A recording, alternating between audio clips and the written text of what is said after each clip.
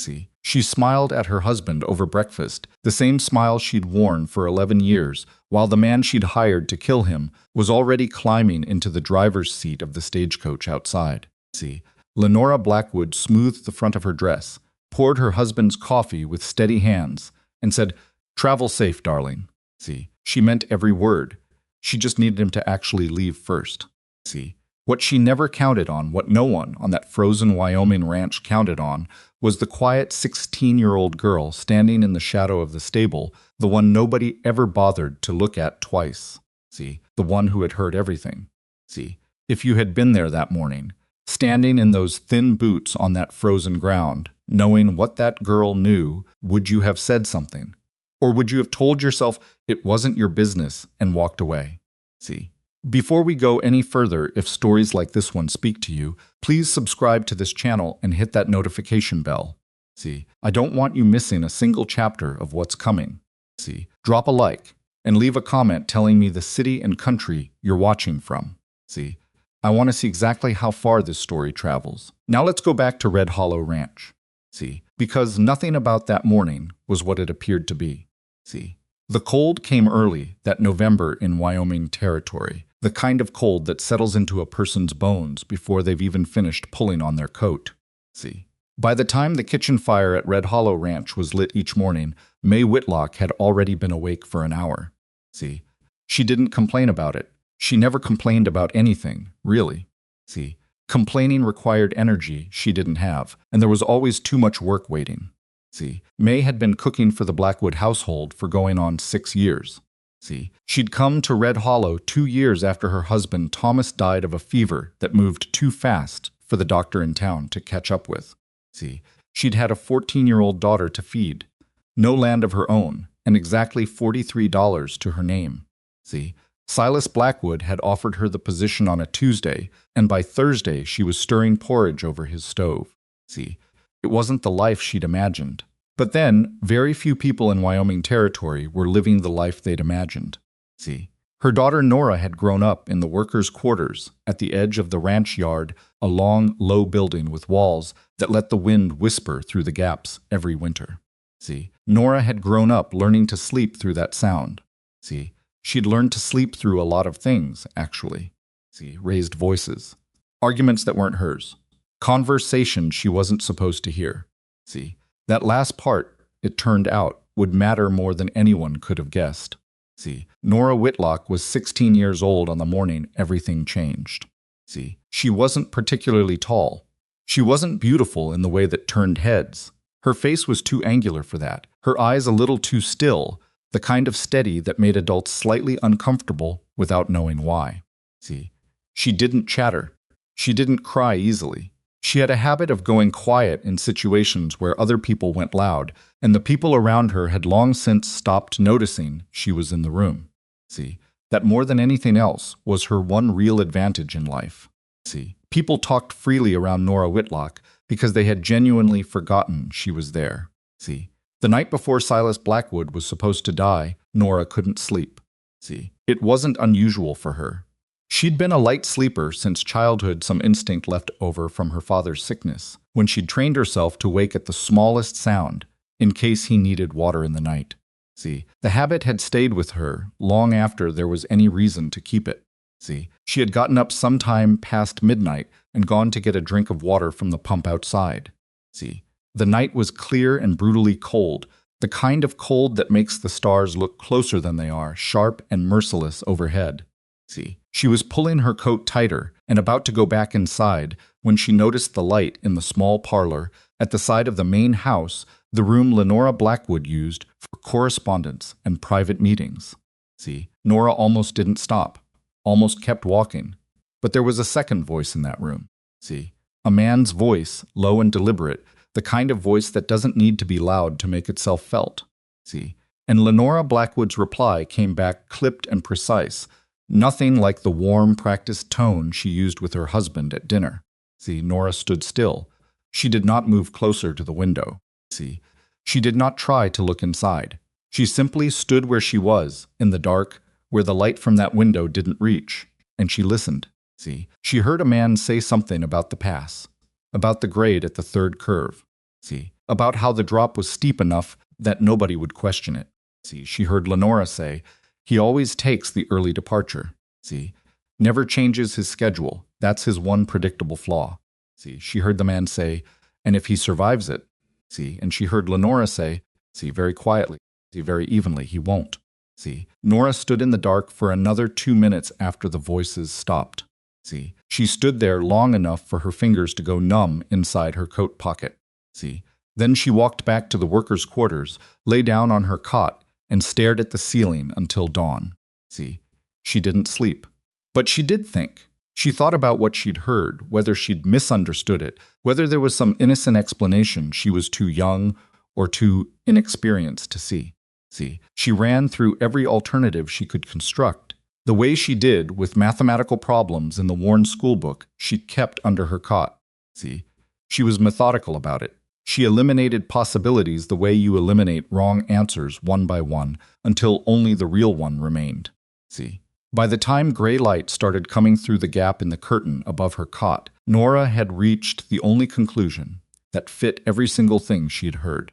See, someone was going to kill Silas Blackwood today, and the person who'd arranged it was sleeping in the main house, 200 feet away, in a brass bed with a feather mattress.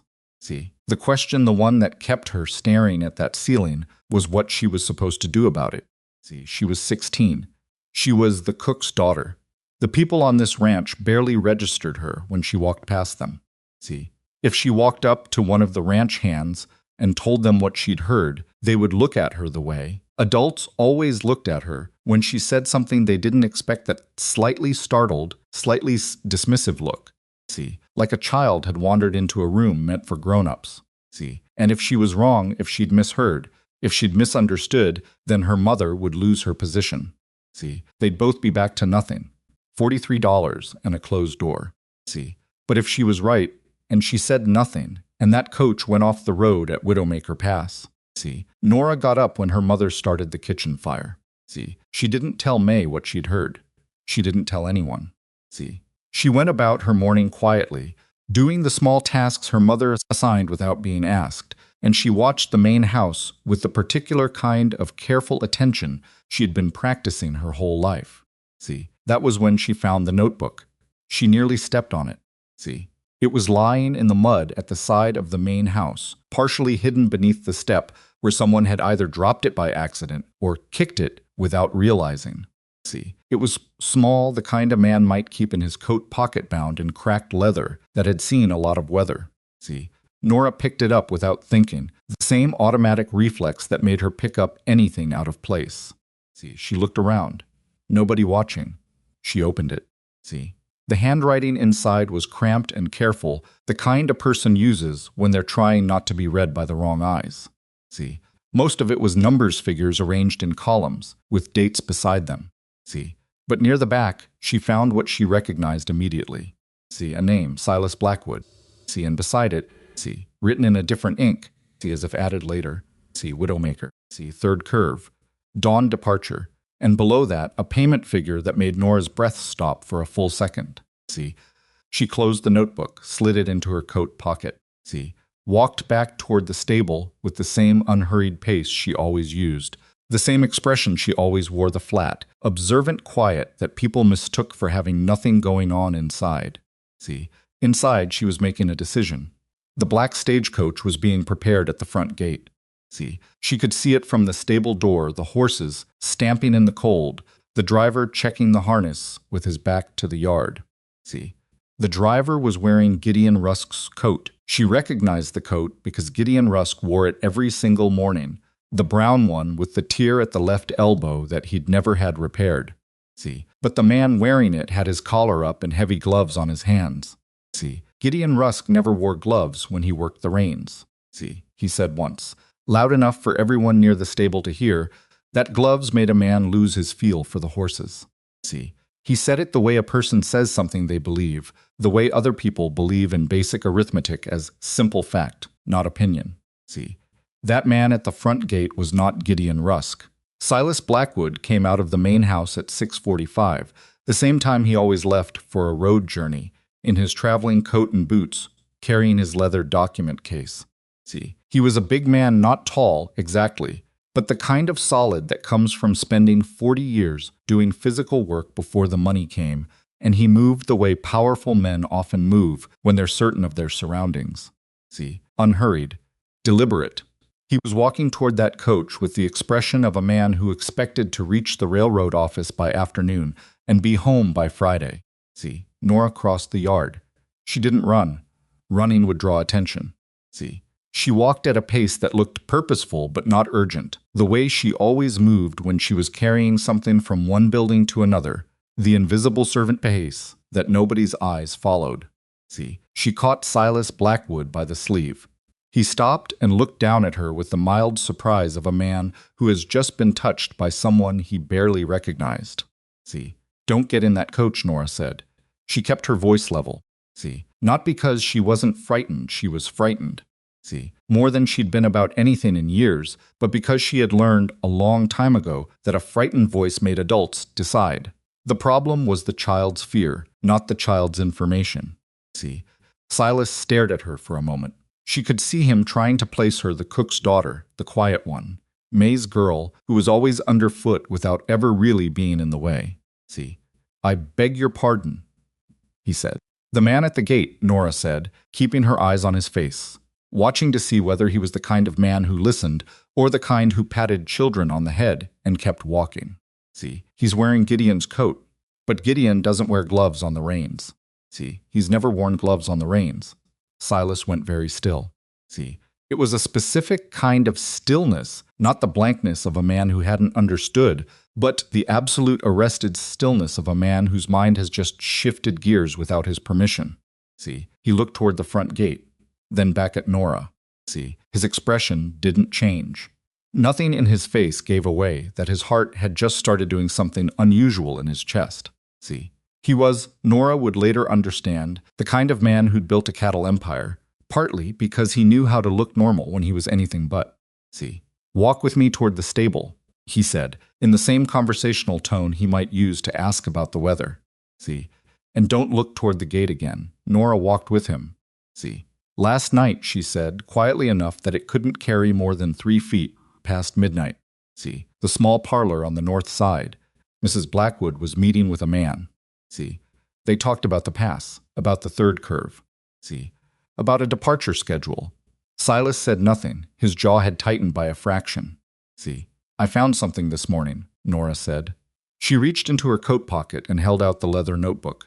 See, she didn't look at him while she did it. She kept her eyes forward, the way she'd learned to do when she was carrying messages from her mother, unobtrusive, unremarkable. See, it was in the mud beside the north steps. I think the man dropped it. See, Silas took the notebook without breaking stride. He didn't open it. See, your name is Nora, he said. It wasn't a question. See, yes, sir. May's daughter. Yes, sir. He was quiet for 4 steps. See, go back to your mother, he said. Don't tell her what you told me. See, don't tell anyone. Go back and act like this morning is the same as any other morning. See, Nora stopped at the stable door. Silas kept walking not toward the coach, but around the back of the stable, toward the equipment shed, where she knew there was a second exit that led out onto the north pasture. See, she watched him go, then she turned and walked back toward the kitchen. See, her hands were not shaking.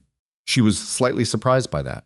See, inside the notebook, which she had already read from cover to cover by lamplight, at 4 a.m, the payment figure, beside Silas Blackwood's name, was $800. See, she knew what $800 meant on this ranch. See, it was more than her mother would earn in 4 years. See, it was more than the workers' building had cost to construct. See, it was a very serious amount of money to spend on ending a life. See, she hadn't told Silas that part. She suspected he would figure it out quickly enough. See, the man at the gate was still adjusting the harness. See, he had not looked toward the stable.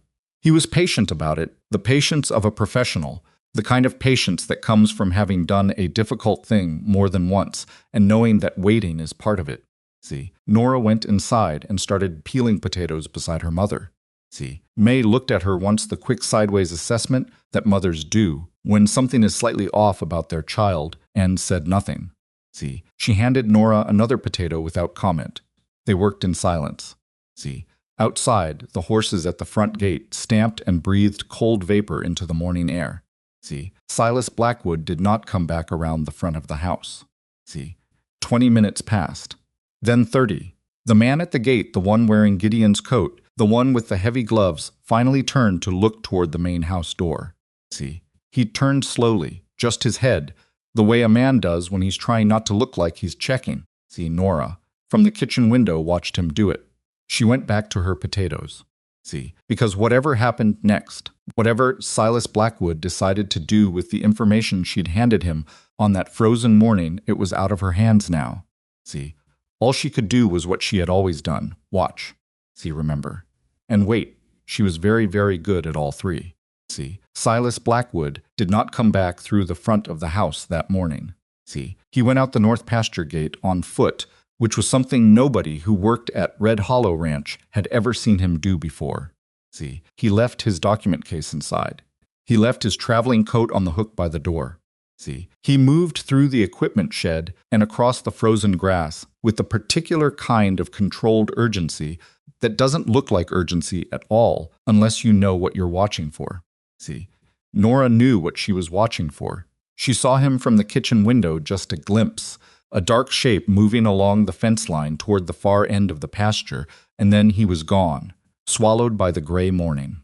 See, she turned back to her potatoes.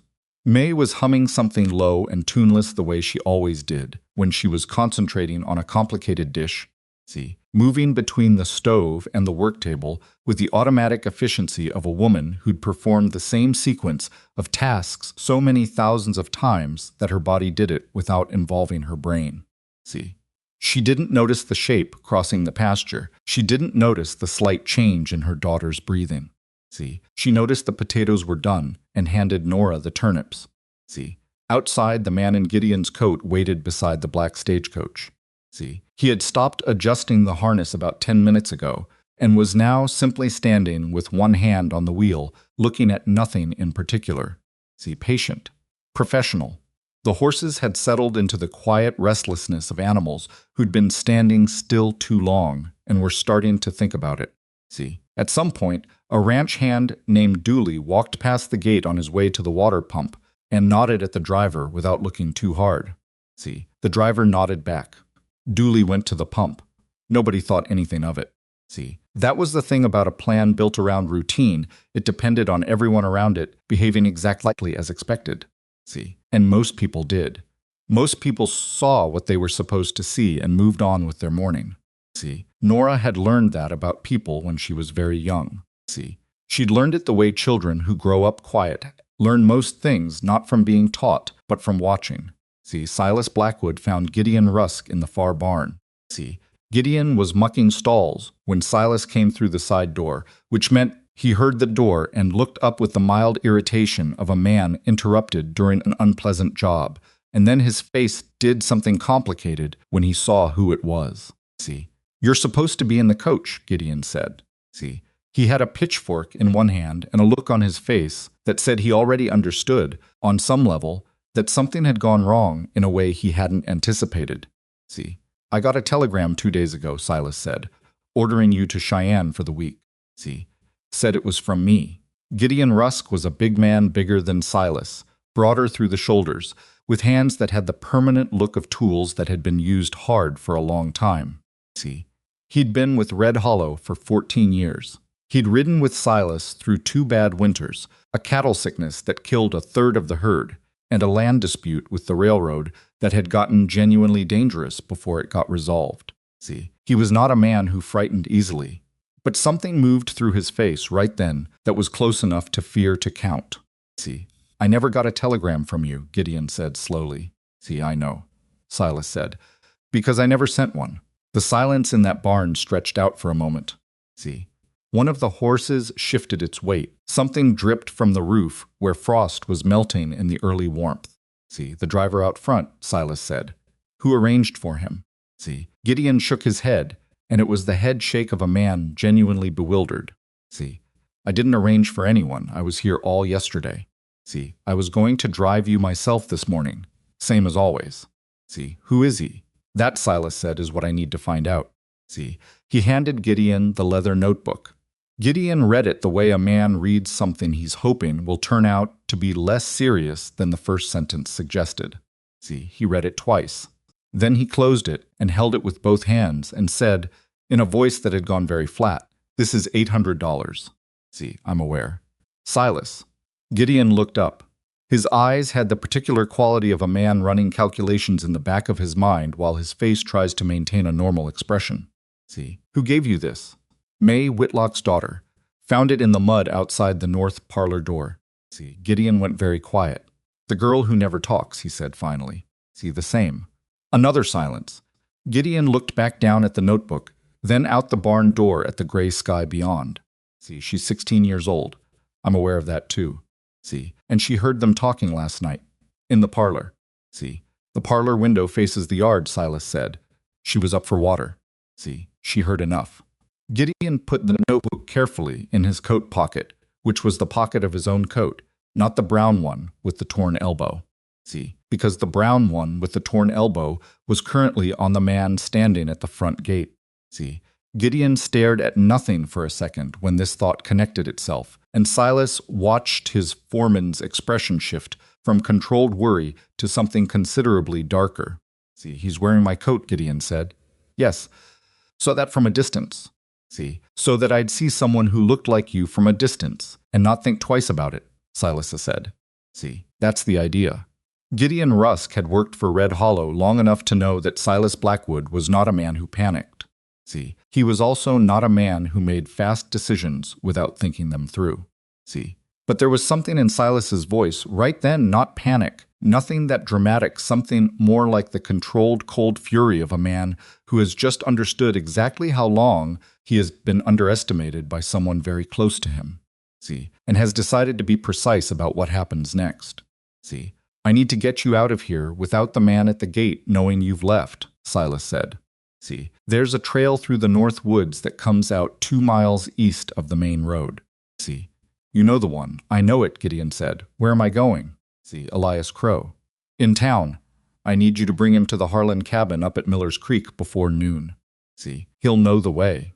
Elias Crow was a territorial attorney who had handled Silas Blackwood's legal affairs for 11 years and was one of 3 people in Wyoming territory that Silas trusted without conditions.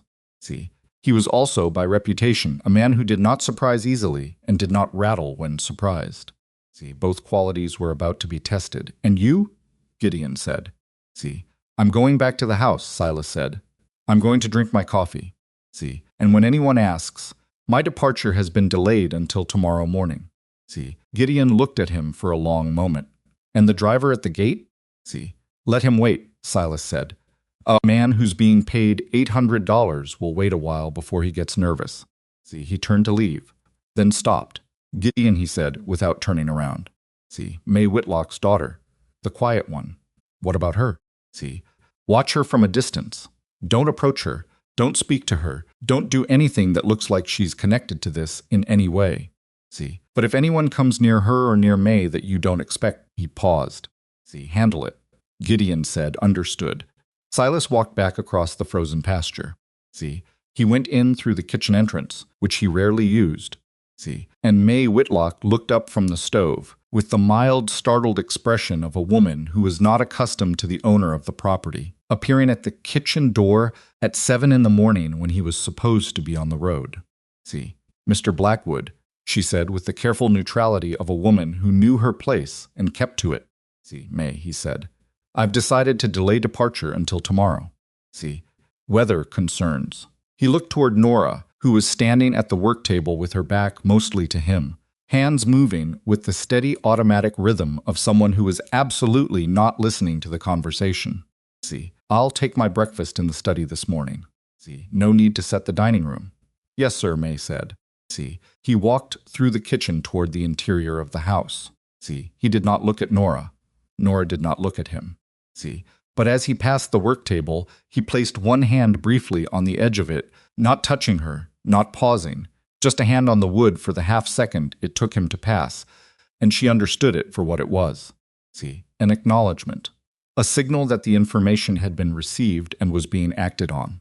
See, she kept peeling.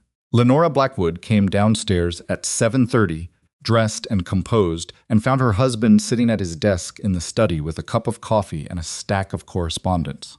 See, she stood in the doorway for a moment, and something moved across her face. It was quick, trained away almost immediately, but it was there, a very small flicker of something that might have been surprise, or might have been recalculation.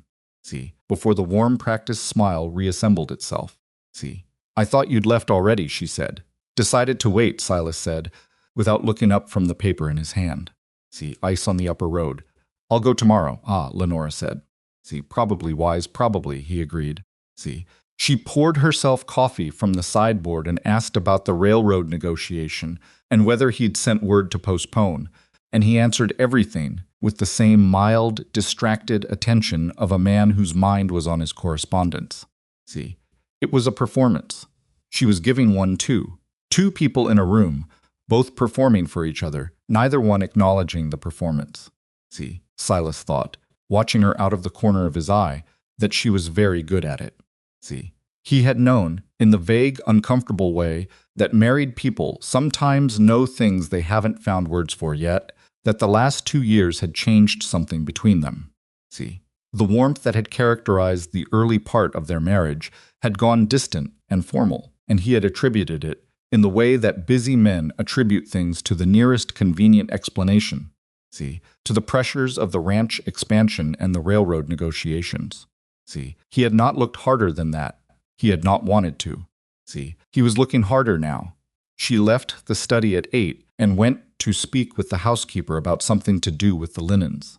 See, and Silas sat with his coffee going cold in his hand and thought about a 16-year-old girl standing alone in the freezing dark at midnight, listening to his wife plan his death. See, he thought about the $800. He thought about Widowmaker Pass and the third curve and what it would have looked like the coach going over, the investigation, the grief-stricken widow. See, he thought about how long it had taken someone to find all of that, to arrange it precisely around his habits, his schedule, his trust. See, his jaw tightened. He did not throw the coffee cup. See, he did not stand up and walk down the hall to where he could hear his wife talking pleasantly to the housekeeper about thread count. See, he put the coffee cup down and picked up a different piece of correspondence and kept reading. See, at Miller's Creek 2.5 hours later, Gideon Rusk arrived at the Harlan cabin 12 minutes before Elias Crow, see, who came on horseback from the eastern road with his coat pulled up against the cold and the particular expression of a man who has ridden fast and wants to know immediately why.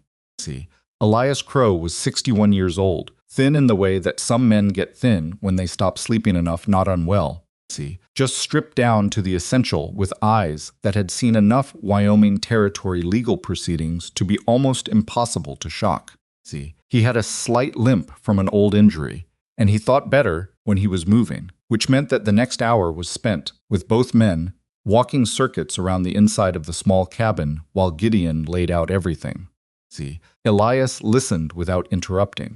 This was one of his professional disciplines, let the story come out in full before touching it, because the piece that seems unimportant in the middle is usually the piece that changes everything by the end.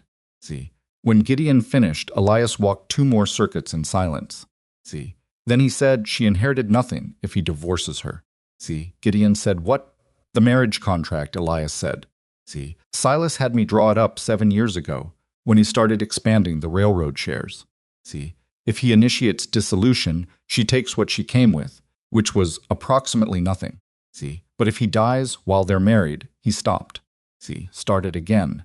I'm the one who wrote the inheritance provisions. See, she gets the ranch. See, the herd, the railroad shares. See, and the liquid assets. See, it was Silas's idea, actually. He said he wanted her protected if something happened to him. He paused with the particular discomfort of a man confronting his own prior good intentions. See, he trusted her completely at the time. Gideon said nothing for a moment. See, how much are we talking about? Elias named a figure. See, Gideon sat down on the cabin's one chair. He sat there for a second with his hands between his knees and the expression of a man who has just understood the full weight of what's sitting on the scale. See, that's enough, Gideon said quietly, to make a lot of things seem worth trying. See, Yes, Elias said. It is. She would have gotten all of it. See, every cent. Plus the land. Plus the railroad interest that's been appreciating for 3 years. Elias paused. See, Silas doesn't know about the full valuation. He hasn't wanted to look at the numbers lately. See, I've been preparing a summary for him. It was supposed to be part of the railroad meeting. See, she knew, though. Elias looked at him steadily. She's been asking me about the estate valuation for 6 months. See, I answered her questions. She's his wife. I had no reason, he stopped. See, I had no reason not to. The two men looked at each other. See, the driver, Gideon said. The man at the gate. Do we know who he is? See, not yet, Elias said. But the notebook has a payment ledger with dates and amounts. See, the handwriting in the ledger is different from the notations about the pass. Someone else wrote the ledger entries. See, someone who handles money professionally. That might be traceable. He'd been holding the notebook since Gideon handed it to him, turning it in his hands. See, the important thing right now is that Silas stays alive long enough to act on any of this. See, he's back at the ranch, Gideon said, acting like nothing happened. See, good, Elias said immediately. That's good. If she knows he knows, everything changes, and not in our favor.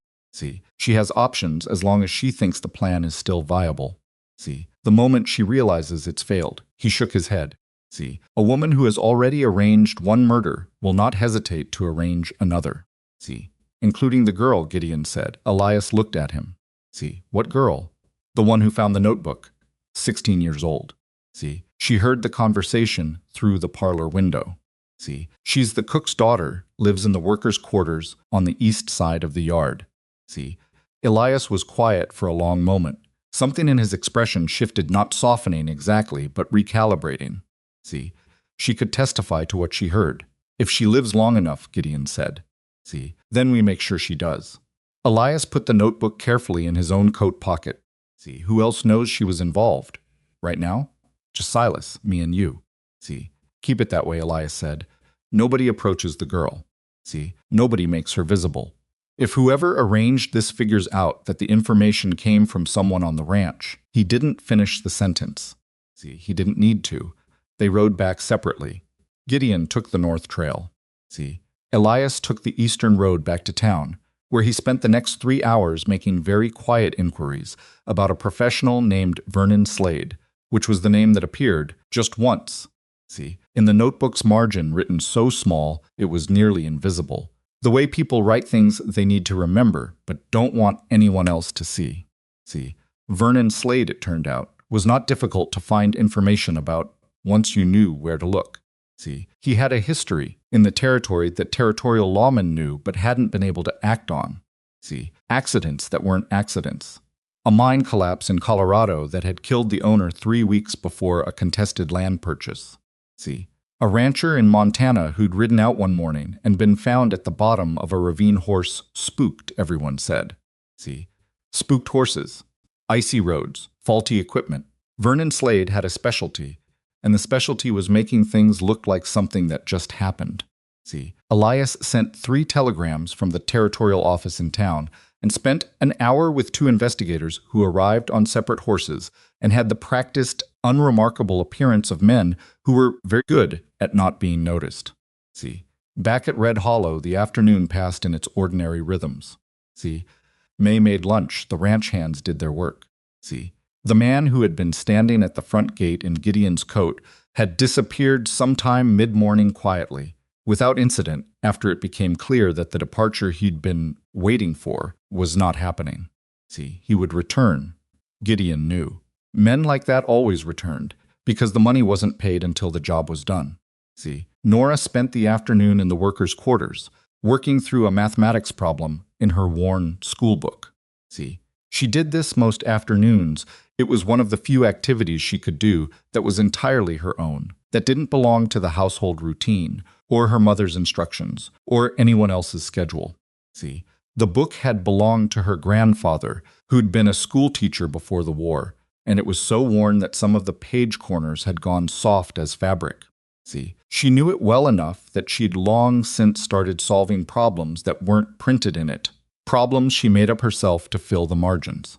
See, she was working through an accounting problem, not from the book, from her own head, having to do with the mathematics of a cattle herd expansion she'd heard Silas mention once months ago when she heard footsteps outside the workers' building. See, she put the book under her cot without thinking about it.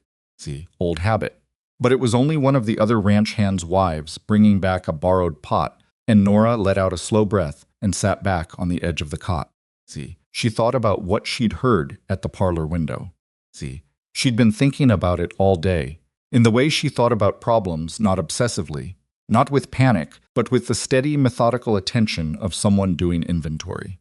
See, she kept returning to one detail in particular, one fragment of conversation that she hadn't mentioned to Silas, because in the moment it had seemed less important than the clear facts of the pass and the departure time. See, Lenora had said something, near the end of the conversation, that Nora had almost filed away as meaningless.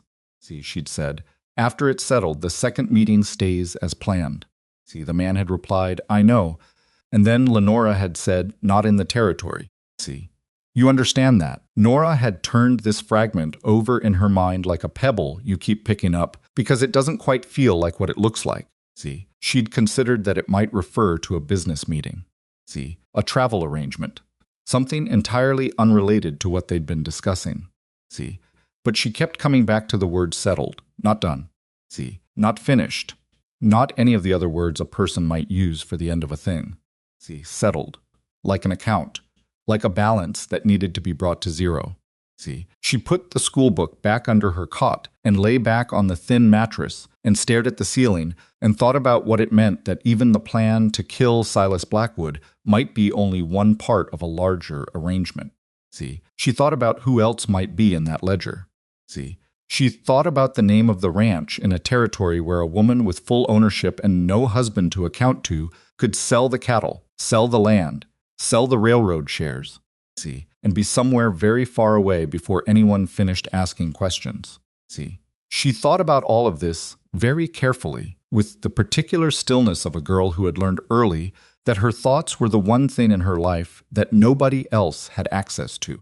See, then she got up, washed her face in the basin, and went to help her mother with dinner. See, Silas was in the dining room when she carried in the soup tureen. See, he was seated at the table across from Lenora, and they were talking about something to do with the spring cattle count. See, and both of them looked up briefly when Nora entered Lenora with the smooth automatic courtesy she extended to all household staff, which involved making eye contact for approximately 1 second before returning to the conversation. See, and Silas with a brief neutral glance that held nothing in it except the practiced ordinariness of a man making sure not to look at something for the wrong length of time. See, Nora set the tureen down and left without speaking. See, in the hallway she paused for exactly 2 seconds. See, through the closed dining room door, she could hear Lenora laugh at something light, musical, entirely convincing. See, Nora walked back to the kitchen. Later that evening, while May was washing up, Silas appeared at the kitchen door for the second time that day. See, May looked up with the same mild surprise as the morning, and Silas said he was sorry to disturb her, and could he speak with Nora for a moment. See, May looked at her daughter with the particular look of a mother who doesn't know what's happening but knows something is, and said, of course, and went to occupy herself with the storeroom. See, Silas stepped into the kitchen and stood near the door. See, he didn't sit down. He kept his voice low enough that it wouldn't carry to the storeroom. See, you remembered specific details this morning, he said. See, about the conversation you overheard. I want to know if you remember anything else. See, anything you didn't mention. Nora looked at him. She thought about the fragment she'd been turning over all day. See, she told him about the second meeting. See, she repeated it, the way she repeated everything from memory, not paraphrasing, but reconstructing as close to exact as she could get, the way she'd learned to do with passages from the school book when she didn't have paper to write them down. See, she gave him the words in the order they'd been spoken, including the one she'd been most uncertain about. See, not in the territory. Silas was quiet for a long moment. See, you're sure about that last part, he said. Yes. See, he looked at her for a moment, not the distracted glance of a man who was processing her as background information, but an actual direct look, the kind that sees what it's looking at. See, How long have you been working through problems in your grandfather's mathematics book? He said. See. Nora blinked. It was the only involuntary response she allowed herself. See. How did you? I walked past the workers' building this afternoon, he said simply. See. The window was open. I saw you at the table. He paused. See. You were writing in the margins. She said nothing. See. The problem you were working on, he said. It was about the herd expansion. See. It wasn't a question. She had the sudden disorienting sensation of being seen clearly by someone she'd assumed wasn't looking, which was, she supposed, the same thing she did to everyone else, and shouldn't have surprised her as much as it did. See. Yes, she said. How did you know the figures? I heard you mention them at dinner. See, in March. You were talking to the man from the railroad. She paused. See, I wasn't eavesdropping. I know you weren't, Silas said. See. You were clearing the table. You said the herd would need to grow by 40% over 3 years to support the railroad contract terms you were considering. See, I was curious what that would look like mathematically in terms of breeding cycles and land requirements. She stopped. See, she was aware that she was speaking to the man who owned this ranch about a mathematical problem she'd worked on involving his cattle, which was not a situation she'd anticipated having to explain. See, Silas Blackwood looked at her for another long moment. See, then he said, Thank you, Nora. What you've told me tonight is useful. See, go get some sleep. He left. May came back from the storeroom and looked at her daughter and waited. See, Nora said, he wanted to know if I remembered anything else from last night. See, I did. I told him. May's expression moved through about 4 different things in rapid succession, none of which she gave voice to. See, she was a woman who had spent years in this household learning which questions were safe to ask and which ones you put down and walked away from. See, this was one she put down. Go to bed, she said quietly. See, Nora went to bed. She lay on her cot in the dark and listened to the wind come through the wall gaps and thought about what Silas had said. See, not the part about the evidence or the meeting that she'd expected. See, she thought about the question he'd asked about the mathematics book. See, about the fact that he'd been paying enough attention at some point in the chaos of this particular day to notice what a 16-year-old girl was working on through an open window. See, she thought about what it meant that nobody else in her life had ever asked that question. See, she thought about what Nora Blackwood would do when she finally understood that her plan had failed. See, and she thought about one more thing, which was the fragment she hadn't quite managed to put down all day. The one that still didn't feel settled, no matter how many times she turned it over. See, not in the territory, which meant that wherever Vernon Slade was supposed to go after this job was finished, it wasn't Wyoming. See, and wherever Nora Blackwood was planning to go after everything was settled. See, it wasn't Red Hollow Ranch. Outside, something moved in the dark beyond the workers' building. See, Nora went still, listening with the whole body attention of someone whose instincts had been sharpened by years of paying careful attention to sounds that other people slept through. See, after a long moment she identified it, one of the horses, shifting in the near paddock, chain of the halter ring hitting the post. See, just the horse. Nothing else. She let out a slow breath. See, but she did not close her eyes for a long time after that. See, because she understood, lying there in that thin cot with the wind in the walls, that what she'd handed Silas Blackwood that morning was not the end of something. See, it was the opening of something much larger and considerably more dangerous. See, and the person at the center of it, the person who had arranged all of this with enough intelligence and enough patience to build it around an 11-year marriage, was still in that house, 200 feet away. See, sleeping in a brass bed with a feather mattress, smiling in her sleep. See, and she didn't know yet that anything had gone wrong.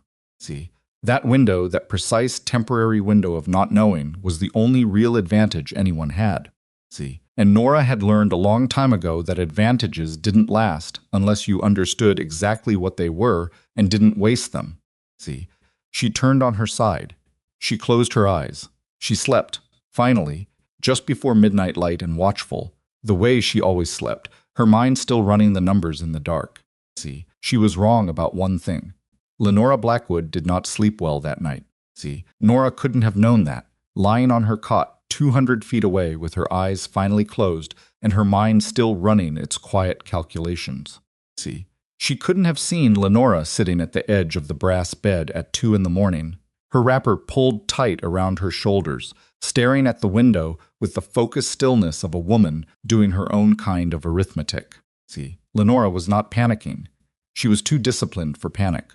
See, but she was recalculating. The departure had been delayed. See, that happened sometimes weather, road conditions, a last-minute change in schedule. See, it didn't necessarily mean anything. Vernon was experienced enough to adjust. See, the plan was sound. She had checked every piece of it herself, multiple times, with the thoroughness she applied to everything she decided mattered. See, but she sat at the edge of that bed for a long time, and the thing she kept returning to was the look on Silas's face at dinner. See, it was the right look. Distracted, mildly preoccupied, the look of a man whose mind was on a business negotiation.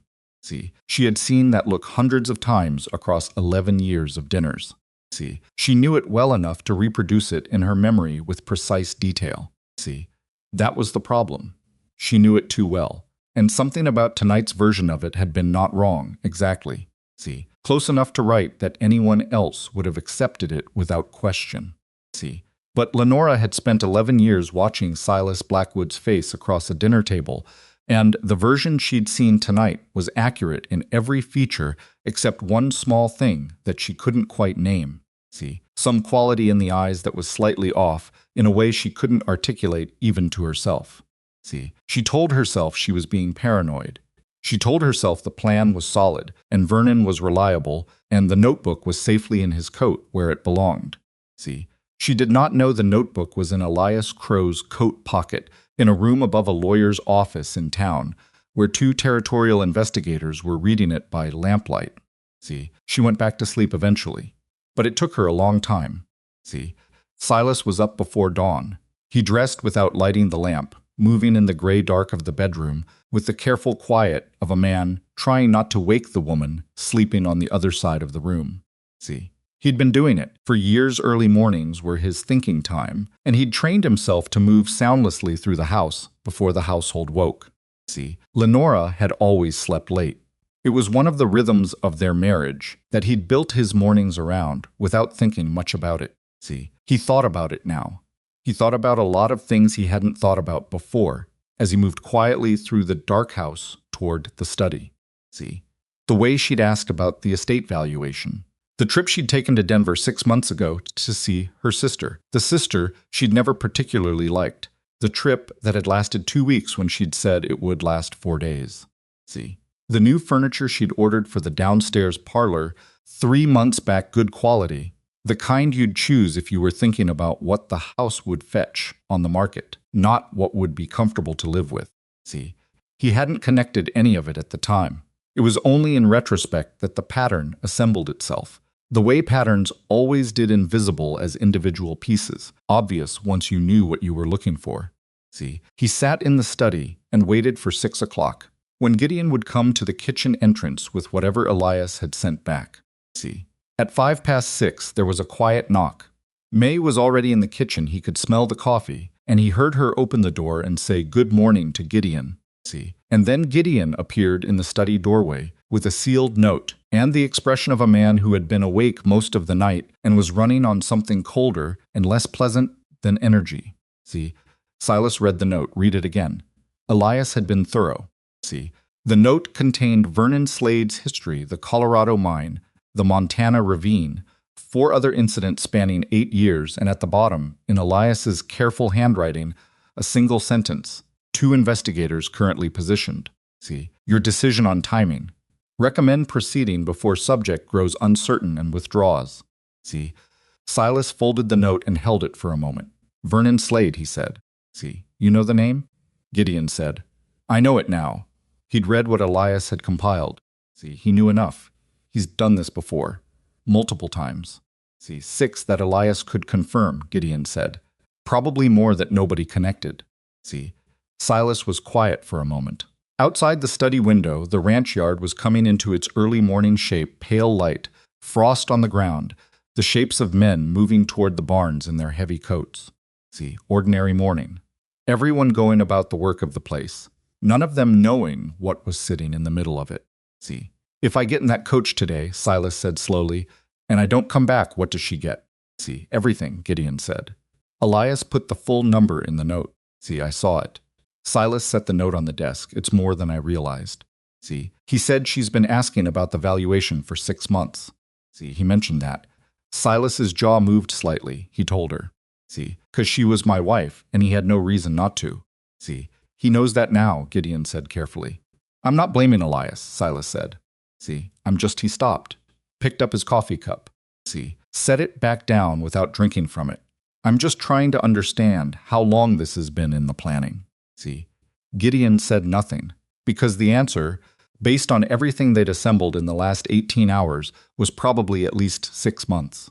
See, and possibly longer.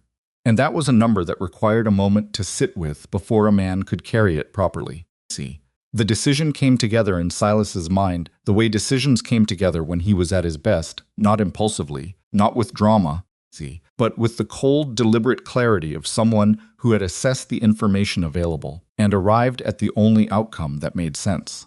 See, I'm going to get in the coach this morning, he said. See, Gideon looked at him sharply. Silas, Elias's investigators are positioned along the pass road, you said. See, 2 confirmed. He was working on a 3rd last night. See, if I don't get in that coach, Vernon Slade disappears. See, he goes to ground, and we have a notebook, and a girl's testimony, and a forged telegram, and Lenora walks into any courtroom in the territory with her attorney and her composure, and she survives it. He looked at Gideon directly. See, I need him caught in the act. I need him stopped on that road, on that pass, with a loaded weapon pointed at a passenger he intended to kill. See, then I need him to talk. Gideon absorbed this for a long moment. See, you're using yourself as bait. I'm using the plan against itself, Silas said. See, there's a difference. There's not that much difference. See, no, Silas agreed, there isn't. He stood up. Get word to Elias. See, tell him I'm proceeding at the regular departure time. See, he needs his men positioned before I reach the pass, which means they need to be moving within the hour. He picked up his coffee cup again, and this time actually drank from it. See, and Gideon, the girl. She'll be in the kitchen, Gideon said. See, I'll keep eyes on the building. Not just the building, Silas said. See, on her specifically. If this goes wrong today, if something happens on that pass that we didn't anticipate, she is the most important witness this case has. See, she heard the conversation. She found the notebook. See, her testimony is the thread that runs through all of it. He paused. See, she's 16 years old, and she lives in a building with thin walls. See, I need you to make sure she stays alive today, regardless of what happens to me. See, Gideon met his eyes, understood. Take Harlan and Briggs. See, men you trust. Done. Silas put his coffee cup down and straightened his coat. See, I'm going to eat breakfast, he said. And then I'm going to tell my wife I've decided the roads are fine after all, and watch her smile at me. And then I'm going to get in that coach. See, he walked to the study door, then paused. One more thing, he said. See, after I leave, send someone to find out where Vernon's been staying. See, I want to know if there's anything in his room or his belongings that connects back to Lenora more directly than the notebook does. See, the notebook has her name nowhere in it. We need something with her name on it. See, the forged telegram might be enough, Gideon said. See, might isn't good enough, Silas said. Find me something with her name. See, he went to have breakfast. Nora was carrying the bread basket from the kitchen to the dining room when she heard Silas tell Lenora that the road seemed clearer than expected and that he'd decided to go after all. See, she set the bread basket on the sideboard and straightened without hurry and walked back to the kitchen. See, she did not let her face do anything, but her hands, when she got back to the kitchen and picked up the next dish to carry, were slightly cold. See, May noticed. May noticed everything about her daughter, the same way Nora noticed everything about the world around her quietly, without comment, filing things away. See, you're cold, May said. A little, Nora said. May handed her a cloth that had been sitting near the stove. See, Nora wrapped it around her hands for a moment. The warmth helped. See, she thought about what she'd told Silas the previous night about the second meeting. See, she thought about the phrase, not in the territory. See, she thought about what it meant that he was getting back into that coach this morning after everything he knew, and whether that was bravery or recklessness or something more calculated than either. See, she thought she understood which one it was, but she wasn't completely certain, and the uncertainty sat in her chest in a way that was not comfortable. See, at 10 minutes before his departure, she was in the yard returning the bread basket to the kitchen when Silas walked past her on the way to the gate. See, he didn't stop. He didn't alter his pace. See, but as he passed her, he said, see, very quietly, see, without looking at her, see, Slade thinks I'm predictable. See, let him keep thinking that. Nora stood with the bread basket in her hands and watched him walk toward the black stagecoach. See, then she turned and went inside. See, she stood in the kitchen and listened to the sound of the harness being adjusted, and the horses moved, and the coach door closing, and then the sound of wheels on the frozen ground moving away from the gate and down the road toward the pass. See, then Silence May was at the stove. The fire crackled. See, somewhere across the yard, two of the ranch hands were talking about something to do with the fence line in the north pasture. See, ordinary sounds. The ordinary morning continuing its ordinary business around the extraordinary thing that had just driven out through the front gate. See, Nora sat down at the kitchen table. She stayed there for approximately 4 minutes. See, then she got up and started on the morning dishes, because sitting still when she was frightened made it worse, and she had learned a long time ago that the best use of fear was to turn it into something useful. See, Nora Blackwood came downstairs at 8:15 and moved through the house with the calm, purposeful energy of a woman who had a great deal to organize and was pleased with the progress of things. See, she spoke with the housekeeper. She wrote 2 letters at the parlor desk. See, she asked May at 10 o'clock whether there was enough preserves for the winter or whether she should order more from town, and May said she'd check and let her know. See, Nora, washing windows in the hallway outside the parlor, listened to all of it. See, Lenora moved like someone who was performing patience. See, the difference between genuine patience and performed patience was something Nora had a fairly precise sense of, having practiced both extensively herself. See, genuine patience was still. Performed patience had a quality of controlled forward lean to it, like a person holding themselves back from something they are waiting to move toward. See, Lenora was leaning forward, very slightly, very controlled. See, but there. The coach had been gone for 3 hours when Nora heard Lenora dismiss the housekeeper for the afternoon and go upstairs. See, she gave it 10 minutes. Then she found Gideon Rusk near the equipment shed, where he'd been positioned close enough to the workers' building to have a clear line of sight without being obvious about it. See, he looked at her when she appeared, and something in his expression said he'd been watching for her. See, she sent the housekeeper away, Nora said quietly. See, she went upstairs. She's been performing patience all morning. See, Gideon looked at her for a moment. Performing. There's a difference, Nora said. See, she's waiting for news. She expected it before now, I think. See, Gideon turned this over briefly. You should go back to your mother. See, I know, Nora said. I'm going. I just thought you should know. See, she turned and walked back toward the kitchen. Gideon watched her go. See, then he walked, in a direction that looked entirely unrelated, toward where Harlan and Briggs were positioned at opposite ends of the main yard, and he said a few quiet words to each of them. See, and the 3 men rearranged themselves in ways that looked like the ordinary movements of ranch hands doing ordinary work, but which now had the yard more completely covered than it had been 20 minutes earlier. See, on the pass road, approximately 14 miles from Red Hollow Ranch, the black stagecoach was moving at the steady pace of horses on an uphill grade. See, Vernon Slade handled the reins with the competent ease of a man who knew horses and knew roads and had driven this particular grade once already in the last 3 days for the purpose of studying it. See, he knew the 3rd curve. He'd walked it on foot, measuring the grade, checking the ground at the edge, confirming that the drop was exactly what he'd been told it was. See, it was. The ravine below was deep enough that the fall itself would do most of the work. See, he wouldn't need much. A sharp jerk of the reins at the right moment, the outside wheel catching the soft edge, it would look like the horses spooked. See, it would look like an accident that anyone, familiar with mountain roads, would recognize as the kind of thing that happened to people who traveled in early winter. See, he was good at this.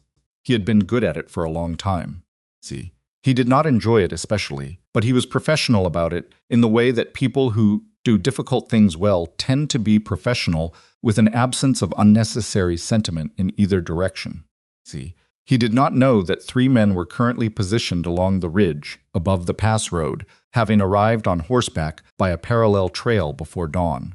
See, he did not know that the man inside the coach had known his name for 18 hours.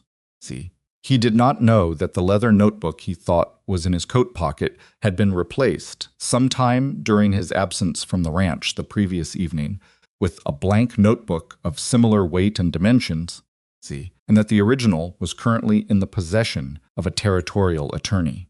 See, he knew none of these things as the coach came around the second curve and began the climb toward the third. See, inside the coach, Silas Blackwood sat with his hands on his knees and his eyes on the window and thought about a girl who worked problems in the margins of a worn schoolbook. See, he thought about what Gideon had said at Miller's Creek, about the notebook and the testimony and the thread that ran through all of it.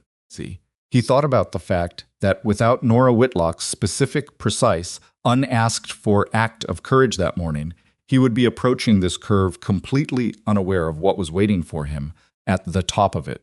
See, he had been careful in his life. He had built what he had through a combination of hard work and strategic intelligence and the willingness to take calculated risks.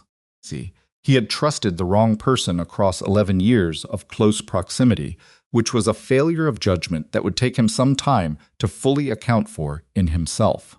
See, but he had also, entirely by accident, been saved by the one person on his ranch who noticed things that everyone else walked past. See, the coach slowed as the grade steepened. The third curve was coming. See, Silas shifted slightly in his seat and made sure his right hand was where he could move it quickly. See, Vernon stopped the horses at the crest of the curve. See, it was the right place. He'd confirmed it on his walking survey. See, the road was narrow there, the outside edge close, the ground soft from overnight frost. See, he set the brake not to hold position, but to buy himself 30 seconds and climb down from the box. See, he approached the passenger door with his hand already inside his coat.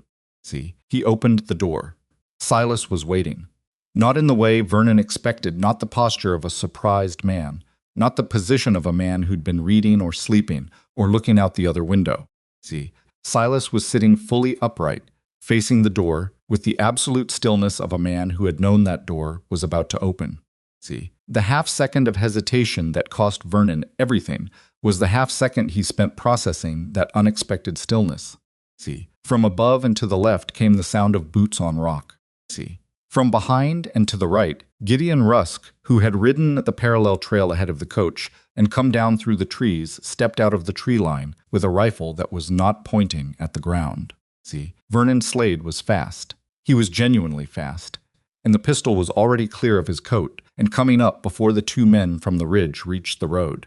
See, but fast requires a direction to move in, and every direction had already been covered. See, the moment stretched in the cold mountain air, Vernon with his pistol, Gideon with his rifle, 2 investigators closing from the ridge. See, Silas still sitting in the doorway of the coach, with the stillness of a man who had staked his life on other people's preparation and was now waiting to see if the stake had held. See, Vernon looked at all of it. He lowered the pistol. See, he was a professional. Professionals understood when a position was lost. See, they put him on a horse with his hands bound behind him, and one of the investigators rode beside him back down the mountain while the other took the coach. See, Gideon rode next to Silas, and neither of them said anything for the first mile. See, then Gideon said, "You cut that close, I know," Silas said.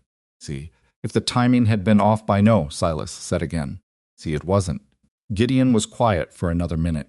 The girl was right. See, about the predictability. Silas looked over at him. See, what do you mean? She said Slade thought you were predictable. See, that you should let him keep thinking that. Gideon paused. See, she figured out, without being told, that the plan required you to seem like you were walking into it voluntarily. See, that's why she didn't tell you to stay home. She told you to keep up the appearance. See, Silas thought about that for a moment. She's 16 years old. See, I know, Gideon said. She figured that out on her own. See, apparently.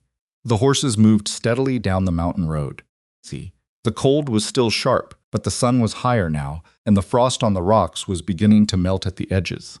See, below them, somewhere past the tree line, Red Hollow Ranch was going about its afternoon in the ordinary way that places do when they don't yet know that something irreversible has just been decided. See, Vernon Slade did not speak on the ride down. He was calculating, the way he'd been calculating his whole professional life, weighing options, assessing positions, measuring what he had against what he needed. See, he was not a man who attached particular sentiment to the people who employed him. See, $800 was $800. The woman who'd paid it had purchased his services, not his loyalty. See, and the position he was currently inbound, escorted with a territorial investigator who clearly had prior knowledge of his history, was a position that had exactly one viable exit. See, that exit required him to give the investigators something they wanted more than they wanted him. See, what they wanted was Nora Blackwood. He understood this without being told. See, it was obvious in the way that obvious things are obvious when you're experienced enough to read situations clearly. See, he began, on that cold ride down the mountain, to construct what he was going to say. See, back at Red Hollow, Nora heard the horses before anyone else did. See, she was at the kitchen window. She had spent most of the afternoon at the kitchen window. See, because it faced the road and it gave her something to do that looked like nothing when she saw the shapes coming down the main road in the late afternoon light. See, multiple horses, the shape of the black coach behind them. See, she counted the riders. She counted twice. Then she turned from the window and said to her mother, "He's back." See, May looked up from the stove. Her expression did a careful, controlled thing. See, Mr. Blackwood. Yes. Alone? Nora thought about how to answer that. See. No, she said. She dried her hands on her apron and stood near the work table and waited. See. Upstairs, Lenora Blackwood heard the horses too. She had been at her window on and off for hours, the performed patience wearing thin in the privacy of her room, where she didn't need to maintain it for anyone. See, she had told herself a dozen times that delays happened. See, that Vernon was experienced, that the plan was sound. See, she heard the horses and went to the window. She saw the coach. See, she saw the riders. She saw that one of the riders had his hands behind his back. See, the color left her face in the time it took her to understand what she was seeing. See, she stood at that window for approximately 10 seconds, which was long enough for her mind to run through the full consequence of what was below her in the yard. See, then she stepped back from the window. Her face, when she stepped back, had gone through something that left it looking different than it had looked all day. See, all the performed patience, all the warm practiced expressions, all the careful social architecture of 11 years, all of it was simply gone. See, what was underneath it was something harder and colder and considerably less pleasant to look at. See, she looked at it in the mirror above the dressing table. See, then she began with rapid precision to think. She had options. See, she always had options. She was not a woman who had spent 6 months planning something intricate without building contingencies into it. See, Vernon's capture was not something she'd anticipated, but it was something she'd considered as a possibility. And she had made decisions accordingly. See, the most important decision was that nothing in that notebook pointed to her directly. See, Vernon was professional. He kept his records in a code she'd devised herself, using initials and figures rather than names. See, SB was not her name. The payment ledger would require interpretation. See, Vernon himself would require leverage. She smoothed the front of her dress with both hands. See, took a breath, arranged her expression back into something workable. See, then she walked to the bedroom door and opened it.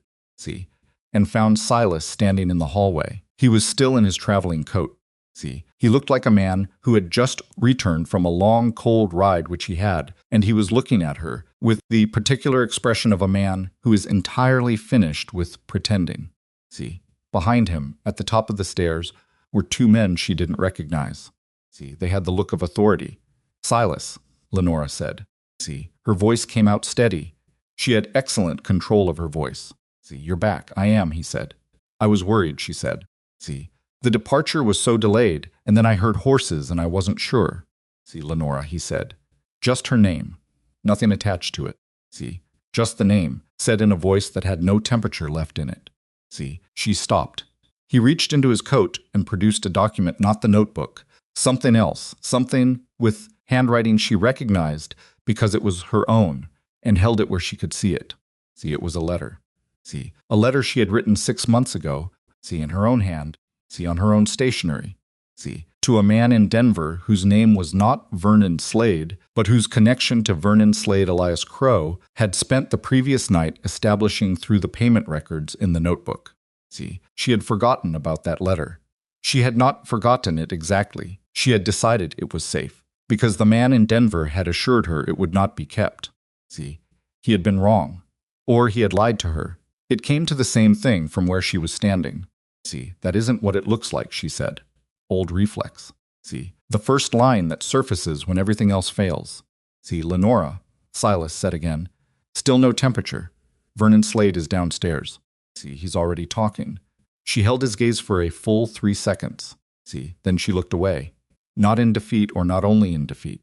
See, in calculation. In the rapid, precise assessment of a woman who was not finished yet, who had resources he didn't know about, who had been careful and who had been, she was realizing, see, not careful enough in 1 or 2 specific places that she now had to find a way around. See, she looked at the 2 men at the top of the stairs. See, she looked back at Silas. I want to speak with my attorney, she said. See, you'll have that opportunity, one of the men behind Silas said. See, then I have nothing to say until that happens, she said. See, and she didn't. She said nothing more. See, she walked to the bedroom door and stood beside it with the controlled composure of a woman who had made a decision and was holding to it, and she waited for whatever came next with a stillness that was, Nora would later think, see, genuinely impressive in its way, the stillness of a person who was dangerous and knew it and was waiting for the right moment to use it.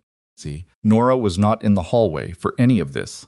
She was in the kitchen with her mother, listening to the sounds of the house above them with the focused stillness she always used when the sounds mattered.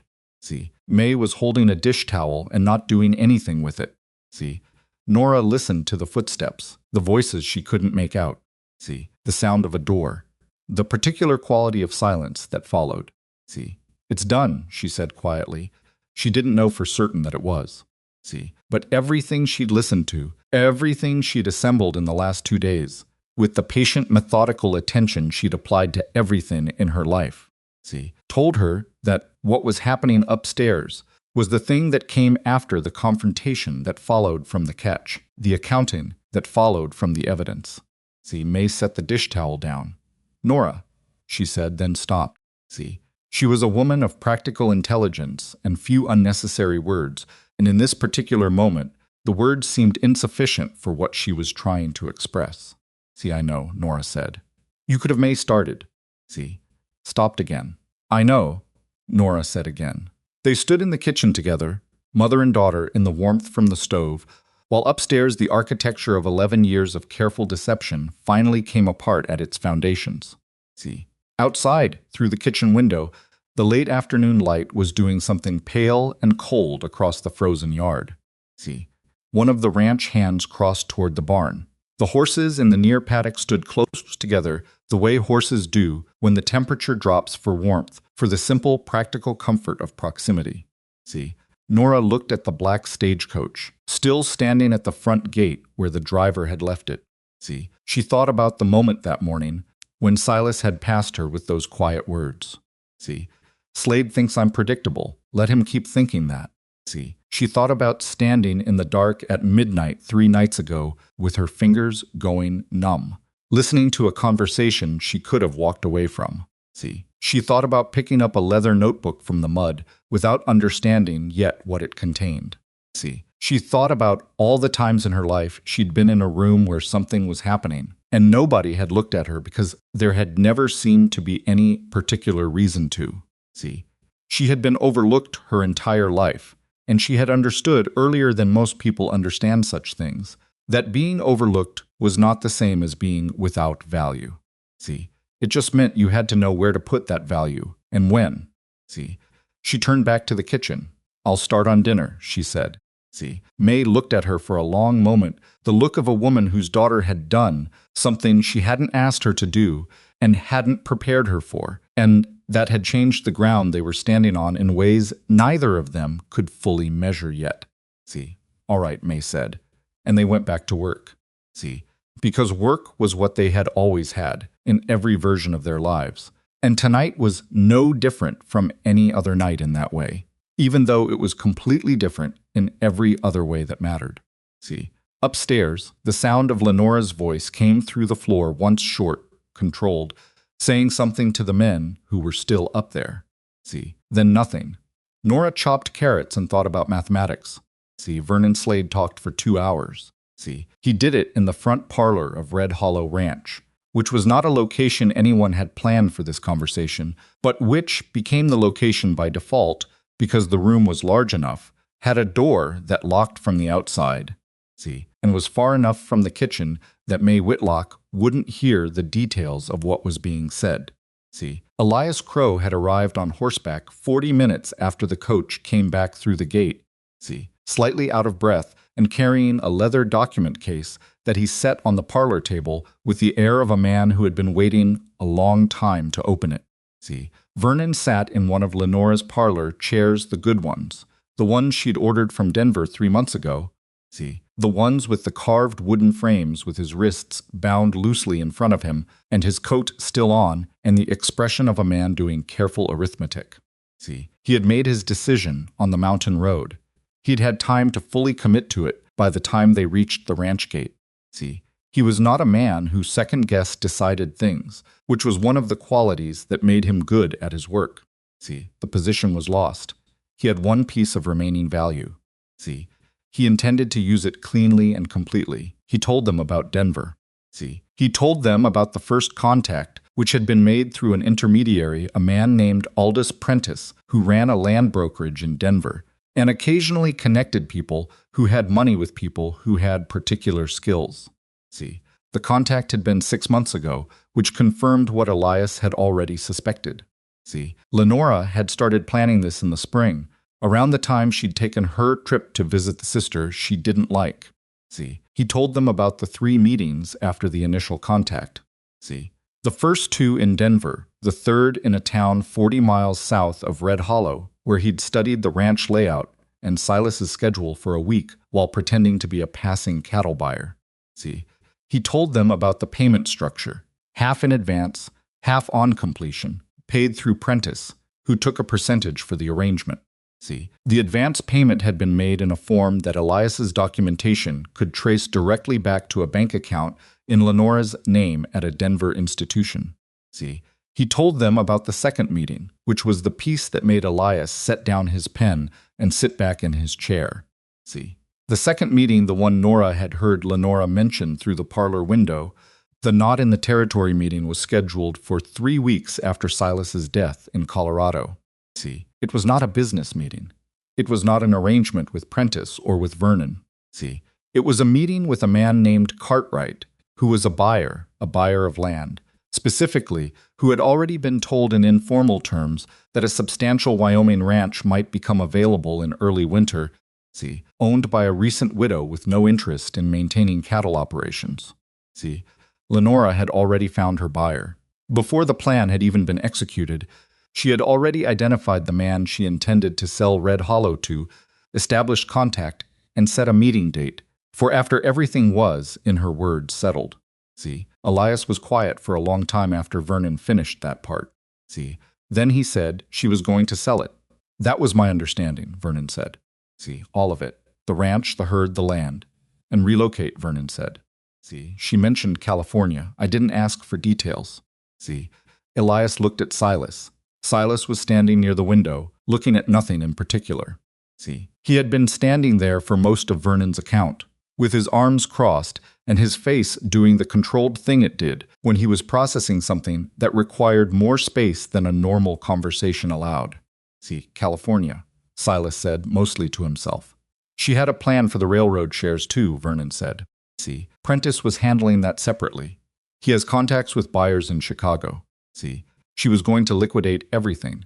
Elias said, not as a question. See, everything that could be liquidated, Vernon confirmed. See, within 6 months of the event. She'd already mapped the sequence. See, the parlor was very quiet for a moment. The fire in the grate crackled. See, outside the window, the last of the afternoon light was going gray and thin over the frozen yard. See, Silas uncrossed his arms. He straightened up slightly, the way he did when he'd finished processing and was ready to act. See, I want all of this documented, he said to Elias. See, everything he's told us. I want it written and witnessed before he's moved to town. See, I'll need an hour, Elias said. Take it, Silas said. See, he walked to the parlor door and unlocked it and stepped into the hallway and closed the door behind him. See, the hallway was empty. Upstairs, the investigators were still with Lenora. See, he could hear, distantly, the sound of a voice, one of the investigators, he thought, asking something and then silence. See, the house had the specific quality of tension that large spaces get when something serious is being contained inside them, a kind of pressurized quiet. See, he walked to the kitchen. May was at the stove, working with the determined efficiency of a woman who is coping with uncertainty by refusing to stop moving. See, the kitchen smelled of carrots and something roasting. See, Nora was at the work table with her back to the door, and she turned when she heard him, and her expression was the same flat, watchful calm it always was, except that her eyes were slightly more alert than usual. See, which was the only tell she had, and which he was apparently one of the few people who'd ever looked hard enough to notice. See, sit down, he said to both of them, and then immediately felt slightly ridiculous saying it in May's own kitchen, and pulled out a chair himself and sat, which seemed to resolve the awkwardness somewhat. See, May sat. Nora sat. Vernon Slade has given us a complete account, Silas said. See, it confirms everything Nora heard and adds considerably more. He paused. See, we have enough to proceed with charges against Vernon for the assassination attempt and against Lenora for conspiracy. See, May said nothing. Her hands were folded on the table, and her face was doing the thing it did when she was being carefully still. See, Nora said, the second meeting. He confirmed it, Silas said. See, buyer in Colorado. She planned to sell the ranch within 6 months. See, Nora nodded slowly, as if this matched what she'd already concluded. See, which Silas was fairly certain it did. She'll deny everything, Nora said. See, she's already denying everything, Silas said. She's asked for her attorney, and she's not saying another word until he arrives. See, Vernon's account won't be enough by itself, Nora said. See, she'll say he's lying to reduce his own charges. Her attorney will argue that. See, Silas looked at her. 16 years old, sitting at a kitchen table, walking through the evidentiary weaknesses of a conspiracy prosecution with the matter-of-fact precision of someone who had thought about this already and reached conclusions. See, that's why the letter matters, he said. The one in her handwriting. See, her attorney will argue context, Nora said. That the letter was about something else. See, that the connection to Prentice is circumstantial. She paused. See, is there anything else? Anything with her name on it that connects her to Vernon specifically, not just to Prentice. See, Silas was quiet for a moment. There's the forged telegram, he said. See, the one that sent Gideon to Cheyenne. Where was it sent from? See, we're working on that. Nora was quiet, turning something over. See, then the man at the gate. Vernon. When he came to study the ranch, he was here for a week, you said? See, posing as a cattle buyer, Silas said. Did he meet with her directly? Was anyone present? See, Silas thought about it. He hadn't asked Vernon that specific question. See, he hadn't thought to. He got up. He went back to the parlor. See, he asked Vernon the question. Vernon thought for a moment and said yes, once briefly, 2 days into his observation week. See, he'd been shown around the property as a prospective buyer, and Lenora had been present for part of the tour. See, she had shaken his hand. She had asked him 2 questions about his operation in Nebraska, which was his cover story. See, he had answered them. There had been a ranch hand present during the tour. See, a man named Dooley, who helped with property showings because Gideon was usually occupied. See, Silas went to find Dooley. Dooley was in the near barn, attending to something with one of the draft horses. See, and he straightened up when Silas came in, with the expression of a man who had been aware all afternoon that something significant was happening around him and was relieved to finally be addressed directly. See, 6 weeks ago, Silas said. The cattle buyer from Nebraska. See, you showed him around. Yes, sir, Dooley said carefully. See, was Mrs. Blackwood present at any point during that tour? See, Dooley's expression moved through something. She came out for maybe 15 minutes. See, at the south pasture. She talked to him some. What did they talk about? See, Dooley scratched the back of his neck. I wasn't right next to them. See, she walked him to the fence line and they talked. I was back near the gate. He paused. See, she seemed to know him. I thought at the time it was just hostess manner. You know how she is. See, was. He caught himself. I didn't think anything of it. See, you wouldn't have had any reason to, Silas said. See, she shook his hand when he left, Dooley said. I remember because it struck me a little ladies don't usually shake hands like that. See, like a business handshake. But then I figured maybe it was a northeastern thing. See, she grew up east. Silas thanked him and walked back to the house. See, Dooley was not an investigator, not an attorney, not any kind of official witness. See, but he was an honest ranch hand who had observed a specific interaction and could describe it accurately. And honest ranch hands who observed specific interactions were exactly the kind of testimony that juries in territorial courts found credible. See, the chain was getting longer. Elias spent his hour in the parlor. See, the written account that emerged from it was 11 pages, which was thorough by any standard, and which Vernon signed at the bottom of each page with the resigned neatness of a man settling a debt. See, Elias witnessed it. One of the investigators witnessed it. See, the document went into the leather case. Lenora came downstairs at 6 o'clock. See, she came down without being asked, which was itself a signal. It meant she had decided on an approach and was ready to implement it. See, she was dressed as if for a formal dinner, which was also a signal. See, everything about Nora Blackwood was always a signal if you understood the language. See, she came into the parlor, saw Vernon sitting there, and her face did precisely nothing. See, that was its own kind of tell. A person who genuinely had nothing to do with the man sitting in their parlor in bound wrists would react.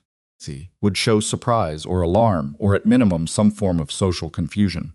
See, Lenora looked at Vernon Slade and her face remained entirely neutral, which was the face of a person who had already processed his presence before coming into the room. See, she sat down in the chair across from Elias. She folded her hands in her lap. See, she looked at her husband. Silas, she said, I think there's been a terrible misunderstanding. See, Lenora, he said. This man has clearly told you something that has upset you, and I understand why you're upset, but whatever he has said. See, he told us about Denver, Silas said, about Prentice. See, about the Colorado buyer. He paused, about California.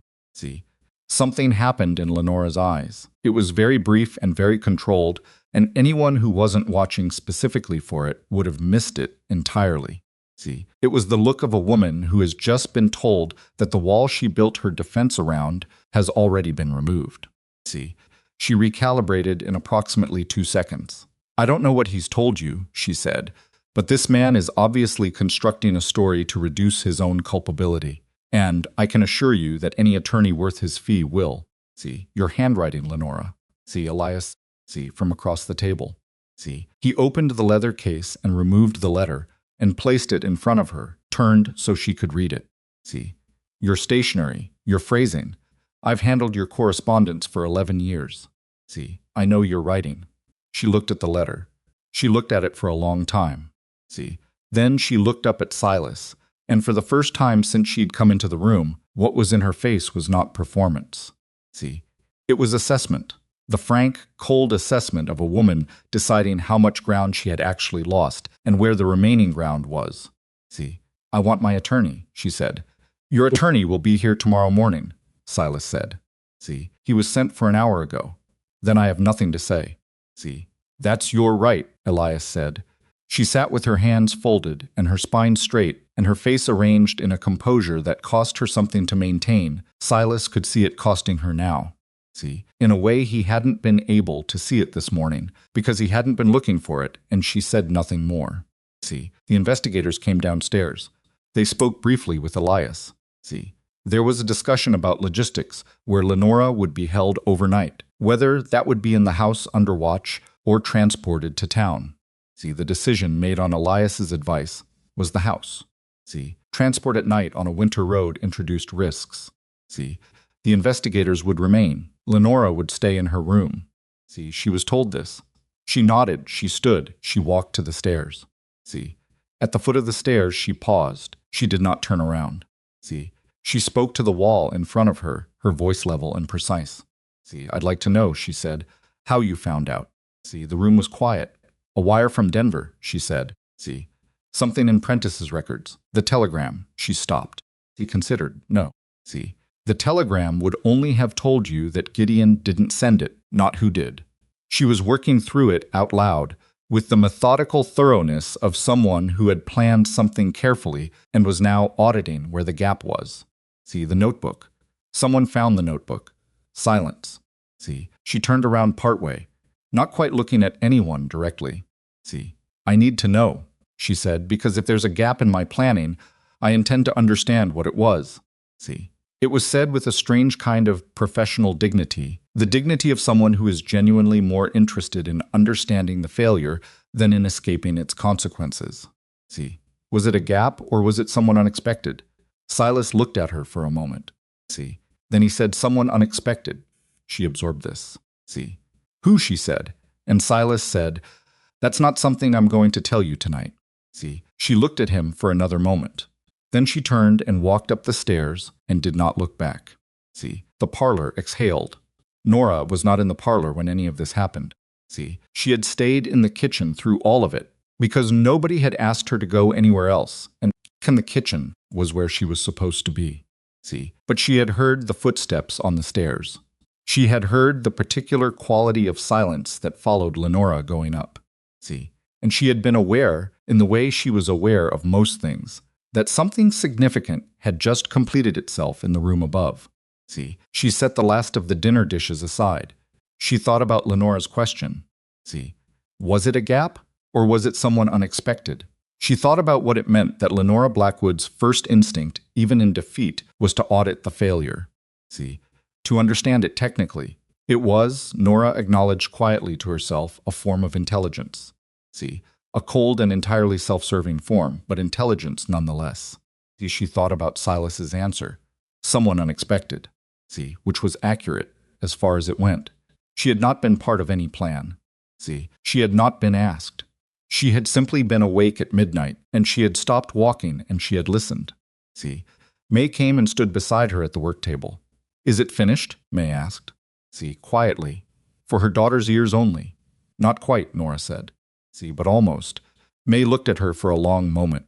See, then she did something she didn't do often, which was reach out and put her hand against the side of her daughter's face the way she used to do when Nora was small and had woken from a bad dream briefly, without words. See, and then she took her hand away and turned back to the stove. See, Nora stood very still for a second after that.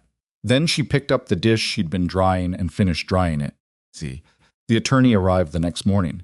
He was a man named Fosberg from Cheyenne, see, who had done legal work for Lenora's family before her marriage, and who arrived with the composed urgency of a professional who has been given significant information in a brief message and is still assembling his understanding of the situation.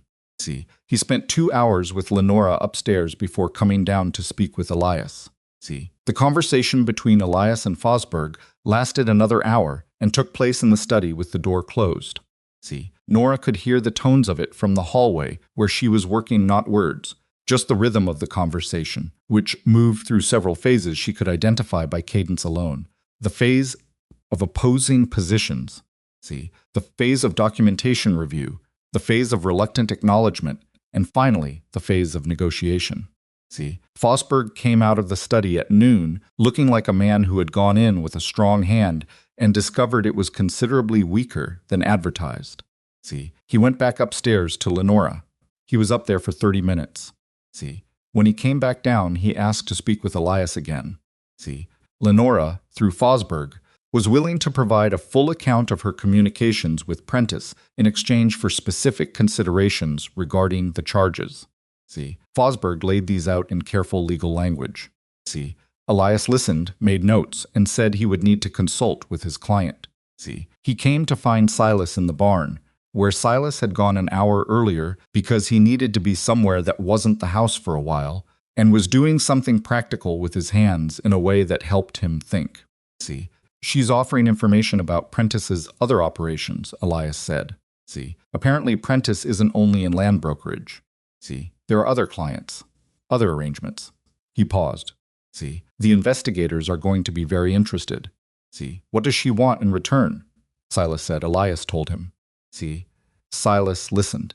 He was quiet for a moment after. She still doesn't know it was Nora, he said. See, no, if she knew, he stopped. She's going to find out eventually, Elias said carefully. See, in a proceeding this size, with testimony involved. See, I know, Silas said. But not yet. Not until we understand the full scope of what Prentice is connected to and how exposed Nora might be because of it. He set down the thing he'd been working with. See, she's a 16-year-old girl, Elias. She lives in the workers' quarters on this property. See, if Lenora is connected to people beyond Prentice. See, I understand, Elias said. Make sure the investigators understand it too. See, I will. Silas picked up the thing again. Looked at it. See, set it down. Tell Fosberg we'll consider it. The day stretched on with the particulars exhausting a quality of days when important things are being decided in rooms you're not inside. See, Nora went about the work of the house. There was no reducing it.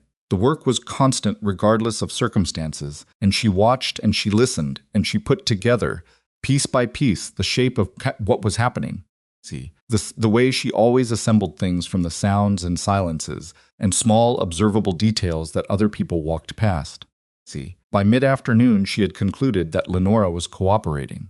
See, she had concluded this from the number of times Fosberg went up and came down and the gradual shift in the quality of the silences, the way tense silences have a different texture from resigned ones.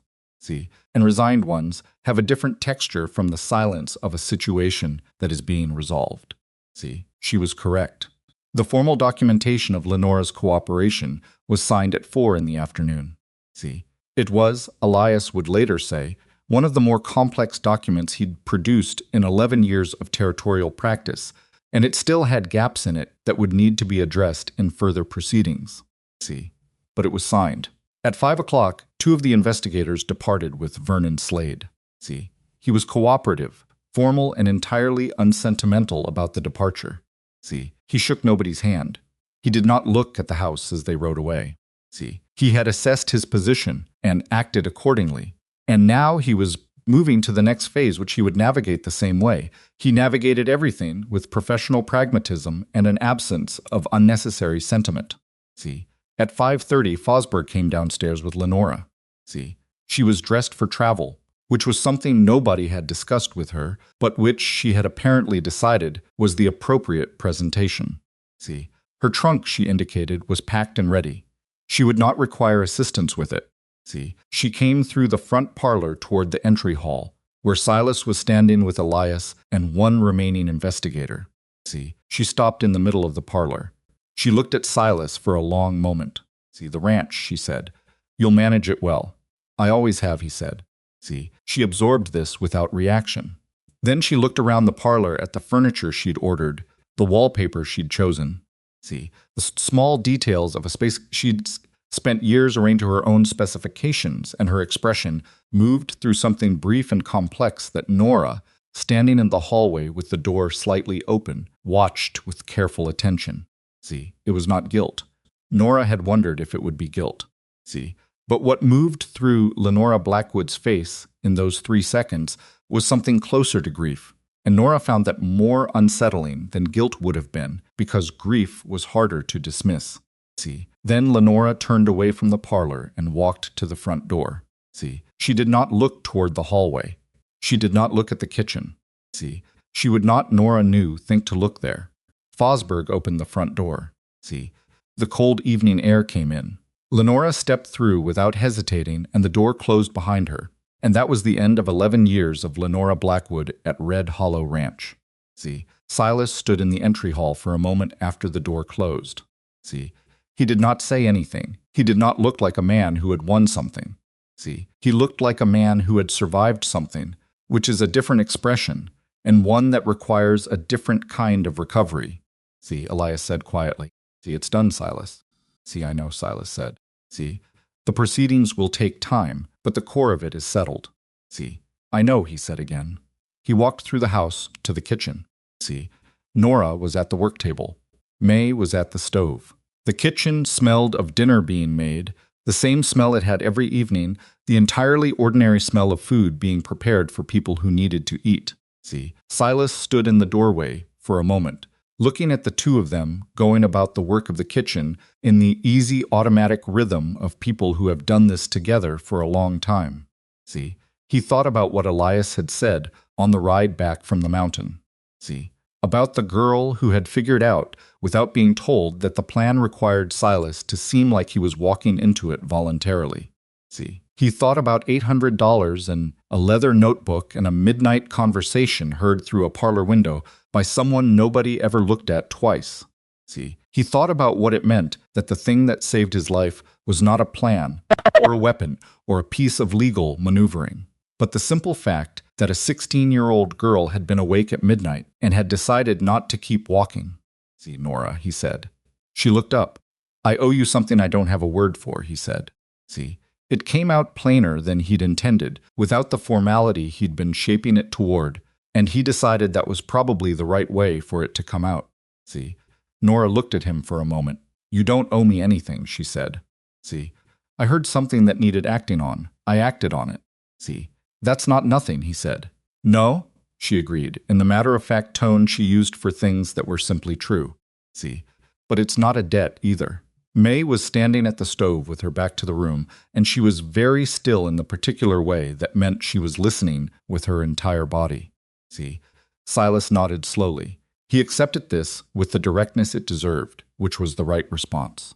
See, Nora did not want to be handled carefully. She wanted to be taken seriously. See, all right, he said. Then let me put it differently. He paused, assembling the thought. See, I've spent today learning something I should have understood a long time ago. See, which is that the most capable people on this ranch have not always been the ones with their names on the ledger. See, Nora said nothing, but her eyes were very still and very attentive. See, I have some things to think about, Silas said, about how this ranch is run. See, about who gets a stake in what they've built here. He looked at May's back and then at Nora. See, I want you to know that. May turned from the stove. See, she looked at Silas Blackwood with the direct, unsentimental assessment of a woman who has heard things said by powerful men and has learned to distinguish between the kind that get followed by action and the kind that get quietly set aside when morning comes and the immediate crisis has passed. See, thank you, she said. Measured, honest, withholding final judgment until further evidence arrived. See, Silas recognized the reserve in it. He respected it. See, dinner smells good, he said. It'll be ready in 20 minutes, May said. See, he went back to the study. Nora turned back to the work table. See, she picked up the thing she'd been working on. Before he came in a list, her mother had asked her to make of the pantry stores that needed replenishing, and she continued it with the same steady attention she brought to all the, small tasks that made up the daily life of this place.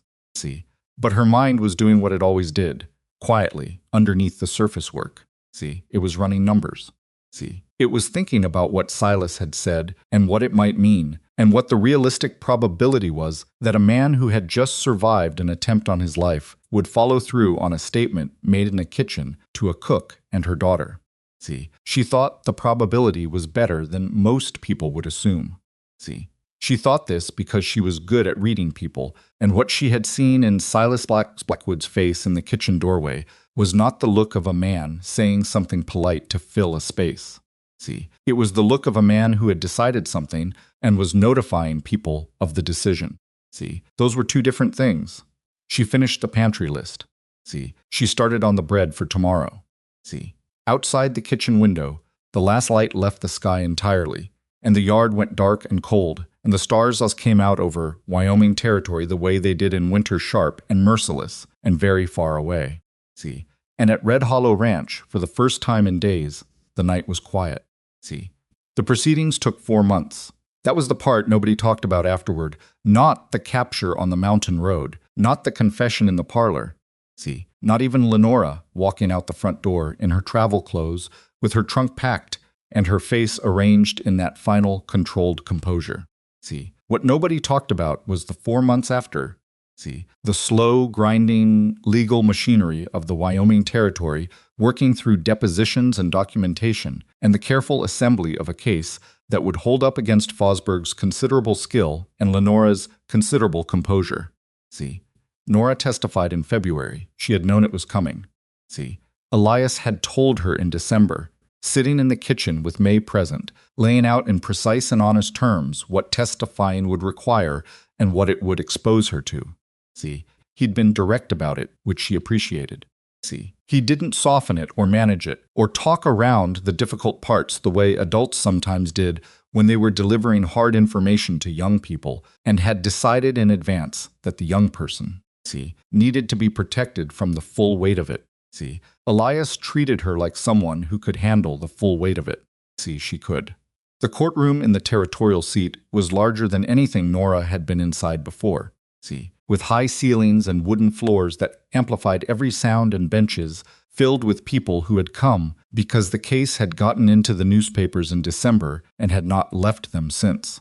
See, Nora Blackwood's conspiracy trial was the kind of thing that happened once in a generation in Wyoming Territory, and the people who could get a seat in that courtroom had come to see it. See, Nora sat in the witness chair with her hands folded in her lap and answered every question in the same level, precise voice she used for everything. See, she did not embellish. She did not dramatize. She reconstructed the midnight conversation she'd heard through the parlor window with the same word-for-word accuracy she'd used when she described it to Silas that first morning. See, the same accuracy she'd been practicing her whole life without knowing it was practice for something specific. See, Fosberg cross-examined her for an hour and a half. See, he was skilled at it. He came at the same details from multiple directions, trying to find the place where the account shifted or softened or contradicted itself, the way a man tests a wall by pressing on different sections of it. See, he questioned her age and her position at the ranch. See, he suggested that a frightened girl in the dark might easily misinterpret a conversation. See, he used the word overheard in a tone that implied something slightly shameful about it. See, Nora answered every question the same way, not defensively, not with visible irritation, simply with the flat, patient accuracy of someone who was describing what had happened and had no investment in making it sound different from what it was. See, after 45 minutes of it, she noticed something shift in the room. See, it was subtle a quality of attention in the benches, the particular stillness of people who have stopped waiting for something to happen and are instead simply listening to what is happening. See, she had noticed this quality of attention before in smaller rooms, and she recognized it. See, the room had decided she was telling the truth. Fosberg recognized it too. See, he changed his approach in the final 30 minutes, moving away from the attack on her credibility and toward the narrower legal argument about the interpretation of what she'd heard. See, it was a retreat executed with professional dignity, which meant most people in the room probably didn't identify it as a retreat. See, Nora identified it. She answered his final questions and was released from the witness chair and walked back to her seat, and she sat down beside May, who was sitting very straight with her hands clasped tightly in her lap, see, and who reached over without looking at her and covered Nora's hand with her own for approximately 5 seconds before releasing it and looking straight ahead again. See, that was enough. The jury returned a verdict in 3 days, which Elias said was fast for a case this complex, which meant the evidence had been that clear. See, Nora Blackwood was convicted of conspiracy to commit murder. See, Vernon Slade was convicted on the attempted murder charge and on 2 of the 6 prior incidents that Elias's investigators had been able to build adequate cases around.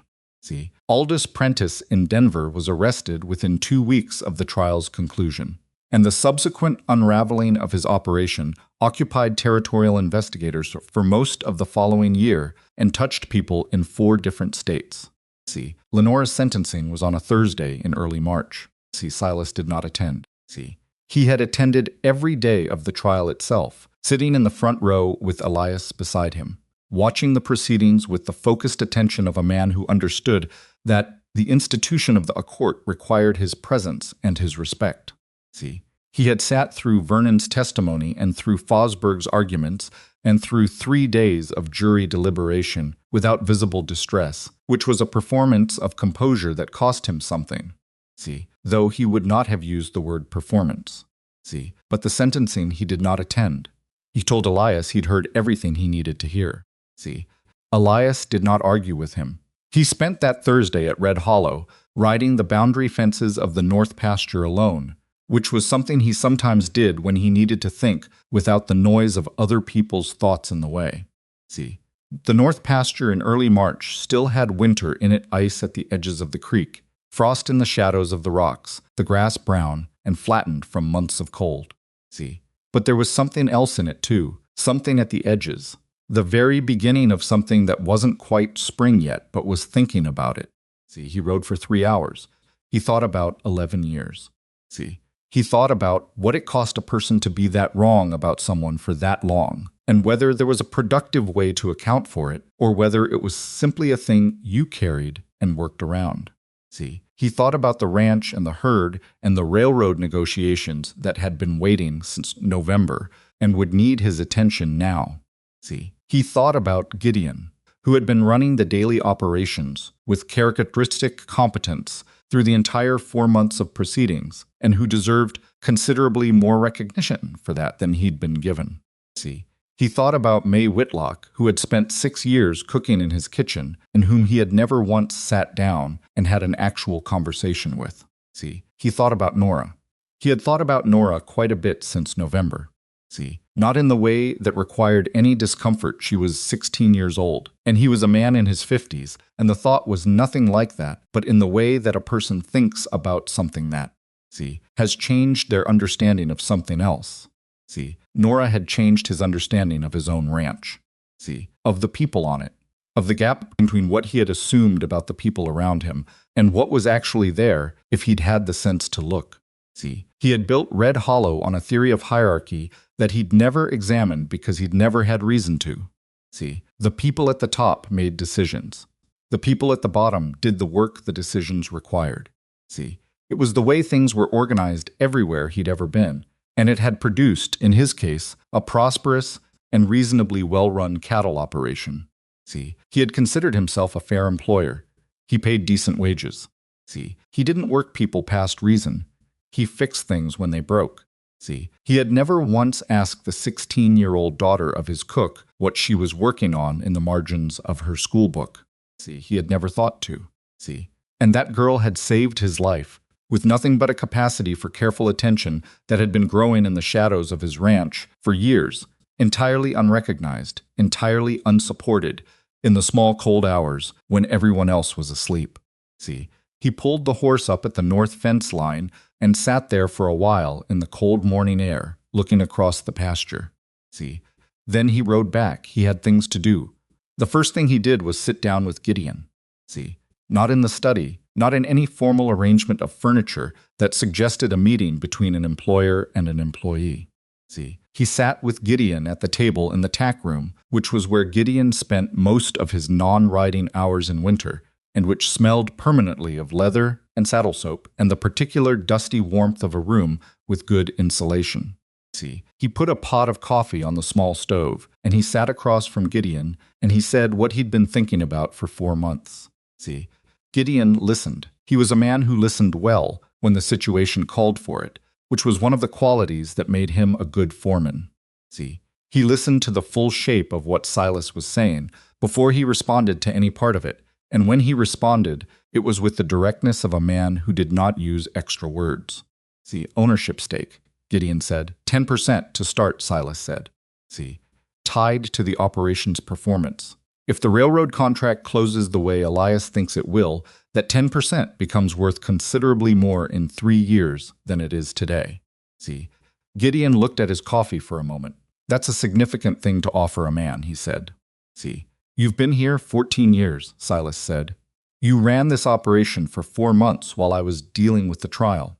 See, you rode up the side of a mountain on a parallel trail at dawn because I asked you to. He paused. See, I should have done this 5 years ago. I'm not going to argue with that, Gideon said. See, no, Silas said. I didn't think you would. They drank their coffee. See, Gideon asked several specific questions about the structure of the arrangement, the kind of questions a man asks when he's taking something seriously and wants to understand the details rather than just the broad strokes. See, Silas answered all of them. Some of the answers were still being worked out with Elias, and he said so plainly rather than glossing over it. See, by the end of the conversation, Gideon had said yes. See, not effusively, not with excessive gratitude, just yes, and a handshake, and a return to the practical question of what needed doing on the north fence that afternoon. See, which was exactly the kind of yes Silas had hoped for. See, he established the workers' housing fund the following week. See, he had been thinking about it since November, and what had started as a vague sense of obligation had clarified. See, over 4 months of thinking on horseback and in studies, and in the particular quiet of a ranch house that no longer had Lenora's presence shaping its atmosphere into something considerably more concrete. See, better construction for the workers' quarters, real insulation, not the thin boards that let the winter wind through. See, a small fund for families who needed medical care. See, a school arrangement, formal this time, not improvised, a teacher brought to the ranch 3 days a week for the children of workers who lived on the property. See, May, when he told her about the school arrangement over a kitchen conversation that lasted 45 minutes and was the first real conversation they'd ever had, said the children need consistency. See, a rotating teacher who comes 3 days and leaves 4 does them less good than you'd think. See, what would you suggest, he said. A permanent position, May said. See, someone who lives on the property and teaches 5 days. See, you'd need housing for them. The old Callaway cabin on the East End has been empty for 2 years. See, he looked at her. You've thought about this. I've had 6 years to think about what the families on this ranch need, she said. See, nobody's asked before. He absorbed this. What else? He said. See, she told him. She had a list, not written down, but carried in the clear, organized memory that her daughter had apparently inherited from her. See, and she went through it with the measured precision of a woman who had been waiting for this conversation for a long time and was not going to waste it. See, wages, medical, the roof on the workers' building that leaked over the east section every spring. See, the garden plot that could produce significantly more if it were expanded by 50 feet on the south side. See, he listened to all of it. He wrote some of it down. See, not everything on May's list was immediately feasible. See, some of it was. The garden expansion was simple. The roof was straightforward. See, the permanent teacher was more complicated but not beyond planning. See, the wages required a more careful look at the operating numbers, which Elias was already revising in light of the railroad contract. See, but what mattered, what Silas understood, sitting in that kitchen for the second time in 6 months, was the difference between a conversation he had chosen to have and a conversation that was being had because a crisis had made it unavoidable. See, he had chosen this one, and that distinction, small as it might seem from the outside, meant something in the interior accounting of a man trying to understand where he had been wrong and how to correct it. See, the envelope for Nora took him 2 weeks to put together properly. See, not the letter itself, he wrote that in one sitting at his desk. See, late on a Tuesday evening when the ranch was quiet, and he had the particular clarity that came at the end of long days when the distracting surface noise had finally worn down to something more essential. See, the letter was straightforward. The letter was, he'd never been a man who dressed things up in elaborate language, and he wasn't going to start. See, what took 2 weeks was the arrangement with the academy. See, the Hartwell Academy in the territorial capital was not the most prestigious institution in the region. See, but it was solid, a place where the children of people with means received a rigorous education in mathematics, sciences, literature, and territorial law. See, it had been founded 12 years earlier by a woman named Hartwell, who had strong opinions about what a proper education should contain and the resources to act on them. See, it admitted a small number of scholarship students each year, selected on merit. See, Silas had met the current director, a man named Albrecht, at a territorial meeting 3 years ago and had found him sensible. See, he wrote to Albrecht in January, while the trial was still ongoing. See, he explained, briefly and without dramatizing it, that he had a candidate for a full scholarship, a 16-year-old girl with no formal education beyond a worn mathematics textbook and whatever she taught herself from it, see, who could nonetheless solve accounting problems for a cattle operation expansion in her head and reconstruct a word-for-word conversation she'd heard once at midnight with the accuracy of a court stenographer. See, Albrecht wrote back in 10 days. He was interested. See, there was an assessment conducted by mail over 3 weeks in late January, and early February Albrecht sent problems. Nora solved them and sent them back. Albrecht sent more difficult problems. Nora solved those too. See, at one point Albrecht wrote a note at the bottom of his problem sheet. The candidate's methodology is unorthodox but consistently sound. See, she is solving in ways I have not seen before, which is either concerning or remarkable. See, I intend to find out which. By March, the scholarship was arranged. See, full funding, 4 years, beginning in September. Silas called Nora to the study on the Saturday before he intended to give her the envelope. See, not to tell her he wasn't ready to tell her yet, but because there was something he needed to ask first. See, she came in and sat in the chair across from his desk, which she'd never sat in before, and looked at him with the same patient attention she always had.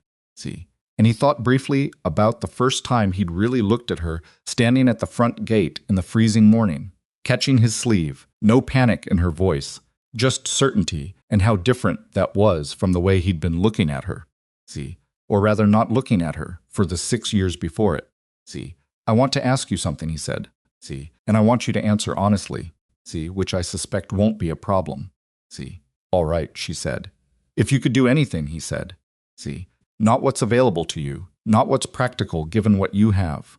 See, if that wasn't the constraint, what would you do? See, she was quiet for a moment. Not the hesitation of someone who didn't know the answer, but the pause of someone deciding whether to say the thing they actually think. See, mathematics, she said, and law. The way law is written, the structure of it, it's a kind of mathematics. See, I've read the territorial code that Mr. Crow keeps in his case when he left it in the kitchen. See, the logic of it is a different language, but the underlying structure is the same. She paused. See, I'd want to understand how those structures work well enough to use them. See, to help people who can't read them themselves. Silas nodded slowly. See, why people who can't read them? He said. She looked at him for a moment, and something in her expression was so direct and unadorned that it almost startled him. See, because that's most people, she said. Most people who need the law don't know how to use it. See, they walk into a courtroom the way I walked into this study. Just now they know something important is happening, but they don't have the language for it. She paused. See, that seems like the more useful problem to work on. See, he looked at her for a long moment. Then he opened the desk drawer and took out the envelope and put it on the desk between them. See, she looked at it. Open it, he said. She did. She read the letter. See, then the attached documentation from Albrecht. She read it the way she read everything completely, in order, without skipping ahead, her eyes moving steadily through each line.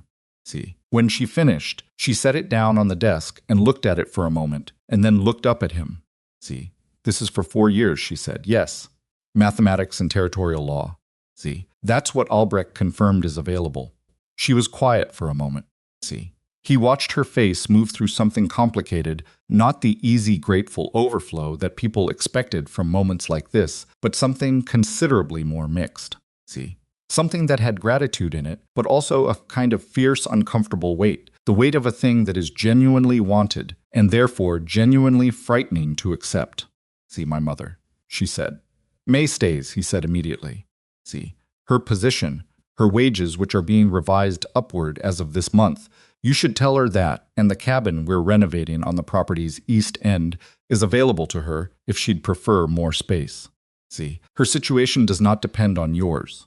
Nora looked at the envelope again. See, why, she said, not ungratefully, not as a challenge. See, simply as the question of someone who wants to understand the actual reason for a thing, not the polished version of it. See, Silas thought about how to answer that honestly. See, because you saved my life, he said. See, and I can afford this. See, and it's the right thing to do. See, those are the practical reasons. He paused. See, The less practical reason is that I spent 4 months thinking about what it means that you were living 50 yards from my front door for 6 years, working problems in a worn schoolbook, and I never once asked what you were working on. See, that bothers me. It should bother me. He paused. This doesn't fix that. See, but it's what I can do. Nora was quiet for a long moment. See, I almost didn't stop, she said. That night, at the parlor window. See, I was cold and I almost just kept walking. I know, he said. See, I've thought about that, she said. What would have happened if I'd kept walking? See, so have I, he said. They sat with that for a moment, the particular weight of what almost happened, which was its own kind of thing, not grief and not relief, but something in between them that didn't have a clean name. See, you thought about it and you didn't keep walking, he said finally. See, that's the thing that matters. She looked at him. See, then she picked up the envelope and held it. I need to think about it, she said. See, take your time, he said. She took 3 days. On the 3rd day, she came to the study door and knocked, which she had never done before. Her business in the main house had always been through the kitchen and said she would accept. See, he said good. See, she said thank you. See, and he said you're welcome. See, and she went back to the kitchen. See, and that was that. See, May cried that night. Not in front of Nora, she went out to the small garden at the back of the workers' building and stood there in the cold March dark for a while, and when she came back and her eyes were red, and she said nothing about it. See, and Nora said nothing about it. And they sat together by the small stove, and May held her daughter's hand, and neither of them spoke for a long time. See, which was enough. It was more than enough. The spring that year came in the way Wyoming springs do reluctantly. In pieces, a warm day followed by a cold one, the ground thawing and then freezing again before finally committing to the process. See, by May the grass was coming back, the green working its way up through the brown, and the ranch was in the full swing of the season's work branding, moving the herd to summer pasture, the fence repairs that winter always made necessary. See, Red Hollow ran differently than it had before November. See, not dramatically differently. Not in the way that would have been obvious to a stranger passing through. See, the work was the same work, the rhythms the same rhythms. See, but something in the interior quality of the place had changed some atmosphere, some unspoken understanding between the people who worked it. See, the workers' building had a new roof. There was a teacher arriving in June. See, Gideon's name appeared on the operating ledgers next to a percentage that had not been there before. See, May's wages were what they should have been 6 years earlier. See, small things, concrete things, the kind that don't make good stories on their own, but that change the daily texture of people's lives in ways that accumulate. See, Silas was sitting on the porch one afternoon in late May when Nora came around the side of the stable with her grandfather's history book under her arm. See, she hadn't seen him. She was walking with the particular absorbed quality of someone who has been thinking hard about something and hasn't quite returned to full attention to the world around them. And she sat down on the fence rail near the stable door and opened the book and started reading. See, he watched her for a moment. She was going to leave for the academy in September. See, between now and September there was summer work, and the mathematics problems she'd been corresponding with Albrecht about in preparation, and the afternoons she spent sitting wherever she sat when she was reading fence betrayals, the kitchen table, see, the step outside the workers' building, with the same absorbed quality she had now. See, she looked up suddenly, with the instinct of someone who has felt themselves being observed. See, she saw him on the porch and didn't startle, just acknowledged him with a small nod the way she acknowledged most things without theater, without self-consciousness. See, what are you reading, he said. History, she said. See, my grandfather's. The section on territorial land systems. She paused. See, I'm trying to understand how the original grants were structured before the railroad changed the valuations. See, that's relevant to the contract we're finalizing, he said. See, I know, she said. I overheard you and Mr. Crow discussing the baseline valuation question last week. She said it without apology, in the straightforward tone of someone reporting a fact. See, the original grant language creates an ambiguity in the eastern boundary description that I think might matter for how the railroad defines the access corridor. See, Silas was quiet for a moment. Then he said, "Come in and tell Elias that on Thursday." See, he'll be here for the contract review. Nora looked at him. See, you want me at the contract meeting, she said. I want Elias to hear what you just said, Silas said. See, whether it's relevant or not, he should hear it. See, she considered this for a moment, with the same methodical quality she applied to everything. See, all right, she said. She went back to the history book. See, he went back to whatever he'd been thinking about before she came around the corner, which he'd now entirely lost track of. See, and he sat on the porch in the late afternoon warmth and thought that the most significant decision he'd made since building Red Hollow had probably been the decision not to get back on that porch the morning a 16-year-old girl, see, caught his sleeve and told him not to get in the coach. See, she had made that decision possible. She'd done it without being asked, without recognition, without any reasonable expectation of reward. See, she'd done it because she was the kind of person who heard something that needed acting on and acted on it. See, he thought about all the other people in all the other places, see, who might be exactly that, who had that specific quality of careful attention and willingness to act, and who spent their whole lives carrying water and cleaning rooms and being invisible simply, see, because nobody had ever thought to look at them properly. See, that was the thing that stayed with him, not the murder attempt, not the trial, not the legal proceedings. See, those were events contained, resolved, filed into the past. See, what stayed was the knowledge of what he hadn't seen, and why, and what it had almost cost him. See, on a Thursday in late May, Nora sat at Silas's study table while Elias Crows spread the railroad contract documents in front of her and explained the eastern boundary question he'd been working on for 3 weeks. See, she read the original grant language. She read the railroad's proposed corridor definition. See, she asked one question about a date in the secondary documentation, which Elias answered. See, she sat quietly for about 2 minutes, which Elias, who was not a man who found silence uncomfortable, see, but who was accustomed to people filling it, spent watching her with an expression that was trying to stay professionally neutral and not quite managing it. See, then she said, the ambiguity isn't in the boundary description. See, it's in the word continuous in section 4.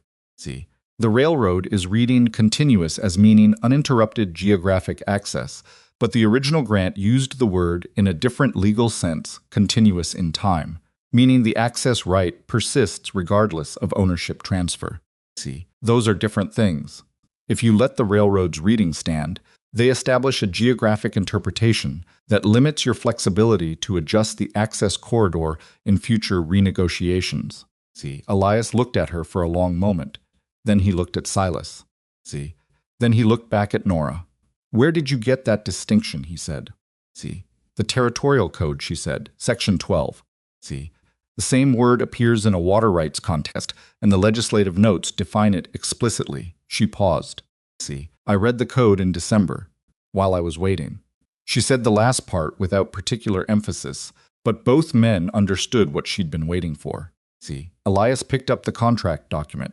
He found section 4. See, he read it with the focused attention of a man who has been working on a problem for 3 weeks and has just been handed a piece of information that reframes it. See, he set it down. She's right, he said to Silas. I thought she might be, Silas said. See, Elias looked at Nora again, not with the look he'd given her in the courtroom, the precise professional assessment of a witness's reliability, but with something different. See, the look of a man who is updating a category. September, he said. See, you start at Hartwell in September. Yes, she said. See, come back at Christmas, he said. I have questions about 2 other documents I'd like a second set of eyes on. See, Nora looked at him steadily. I'm not qualified to advise on legal documents, she said. See, no, he agreed. But you're qualified to read them carefully and tell me what you notice, which is a different thing. See, and what you notice has so far been worth hearing. He paused. See, come at Christmas. We'll call it educational. She thought about it for a moment. See, all right, she said. Years would pass before anyone at Red Hollow could describe, in precise terms, how things changed. See, that was the nature of the kind of change that actually lasted. It didn't arrive with a clear before and after. See, it accumulated in small decisions and altered habits and conversations that happened because people had stopped assuming they already knew everything there was to know about the people around them. See, Gideon ran the cattle operation with the particular authority of a man who had an actual stake in it, which was different from the authority of a man who was well trusted but ultimately expendable. See, and everyone who worked for him could feel the difference even if they couldn't have named it. See, the permanent teacher, a woman named Aldrich, who arrived in June and had strong opinions about arithmetic and reading, and the particular damage done to children's curiosity by being told their questions were above them, set up in the renovated, Callaway cabin, and became, within 2 seasons, one of the most fixed points of the ranch's community. May expanded the kitchen garden in the spring after Nora left, using the extra 50 feet on the south side that she'd mentioned to Silas, and the production from it reduced the household's dry goods costs by more than Silas had estimated, which was the kind of outcome that should not have surprised him, but did. He was still discovering, wrong about a great many things he'd never examined because they'd always simply been the way things were. That was the most uncomfortable part of what the whole episode had taught him. Not the betrayal was the kind of wound that healed with time, not cleanly, but sufficiently. The uncomfortable part was the persistent understanding that the hierarchies he'd built his life around had been costing him things he hadn't known he was losing. People. Specifically, the thinking and observing and problem-solving of people who spent their lives in positions where none of that was visible to anyone who might have used it. He thought about this on the porch in the evenings, when the day's work was done and the ranch settled into its night rhythms. He didn't arrive at satisfying conclusions about it. He wasn't sure satisfying conclusions were available, given that the question wasn't really answerable so much as livable, with something you adjusted your behavior in response to without ever fully resolving the underlying discomfort. That seemed right to him. That seemed honest. He was not a man who trusted things that resolved too cleanly.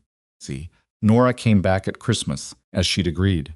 She was different and not different in the way that people are after their first real encounter with a world considerably larger than the one they grew up in. She was quieter, in some ways less of the watchful guardedness she'd carried at Red Hollow, where being invisible had been a necessary adaptation, and more of a settled interior quiet. She was more direct. She asked questions she would not have asked before, not because she hadn't thought of them, but because she'd learned in 4 months that the people worth talking to tended to actually want the questions. She sat with Elias for 2 days on the documents he'd mentioned. She found 3 things worth noting, 2 of which turned out to be significant, and 1 of which Elias already knew but had been approaching from the wrong direction, and which Nora's version of it helped clarify. Elias paid her for the 2 days. Not much enough to be a real number and not a gesture. She started to decline, and he said, with the flat precision he used for things he'd already decided, "You rendered a professional service. You'll be paid for it. Declining isn't modesty, it's a refusal to value your own work accurately, and you're too intelligent for that." She accepted it. She spent the rest of the Christmas visit helping May with the kitchen and reading in the afternoons and sitting on the porch one evening with Silas. Both of them looking out at the winter yard in the comfortable quiet of people who don't need to fill silences with each other. The old black stagecoach was still in the far barn. Nobody had moved it. Silas had considered having it sold or broken down for parts, but he hadn't done it, and when he tried to articulate to himself why, the best he could manage was that it seemed important to keep something around that told the whole story rather than just the version with the comfortable ending. He told Nora this on the porch on the last evening of her Christmas visit. She thought about it for a moment. "It's honest," she said. "That's the word I was looking for," he said. She looked out at the yard. The stars were doing their winter thing above Wyoming, sharp and indifferent and enormously far away. "I almost kept walking," she said again. She said it the same way she'd said it in the study that spring, not with drama, just as a fact she returned to periodically, the way people return to facts that still have things to teach them. "I know," he said. "I think about what that means," she said. Not about me specifically. About all the moments when people don't stop. When they hear something and tell themselves it's not their business and keep walking. He looked at her. Most of the time it isn't their business, she said. See, most of the time there's nothing to stop for. You can't go through life stopping for every shadow. She paused. See, but sometimes it is. Sometimes there's something real on the other side of stopping. And the only question is whether you have the patience to tell the difference. See, and the courage, he said. Courage is easier than people think, she said. See, once you've decided something is real, acting on it isn't the hard part. She paused. See, the hard part is paying attention long enough to know what's real. See, most people don't. They're too busy or too tired, or they've taught themselves that what they notice doesn't matter. See, he was quiet for a moment. You taught yourself the opposite, he said. See, I didn't have much else, she said simply. I didn't have money or position or connections. See, but I could pay attention. That didn't cost anything. She looked at the dark yard. See, I was wrong about that, actually. It did cost something. See, it cost a lot of years of feeling like what I noticed didn't matter to anyone. She paused. See, but it was still cheaper than the alternative. Silas Blackwood sat with that for a while. See, the fire in the parlor behind them was warm against the cold that came through the walls, and the ranch yard was quiet in the way it got quiet in deep winter. See, when everything non-essential had retreated, and what was left was only the essential, the horses in their paddock, the light in the bunkhouse. See, the sound of the wind off the mountains that had been there long before anyone built a ranch beneath it and would be there long after. See, he had built this place.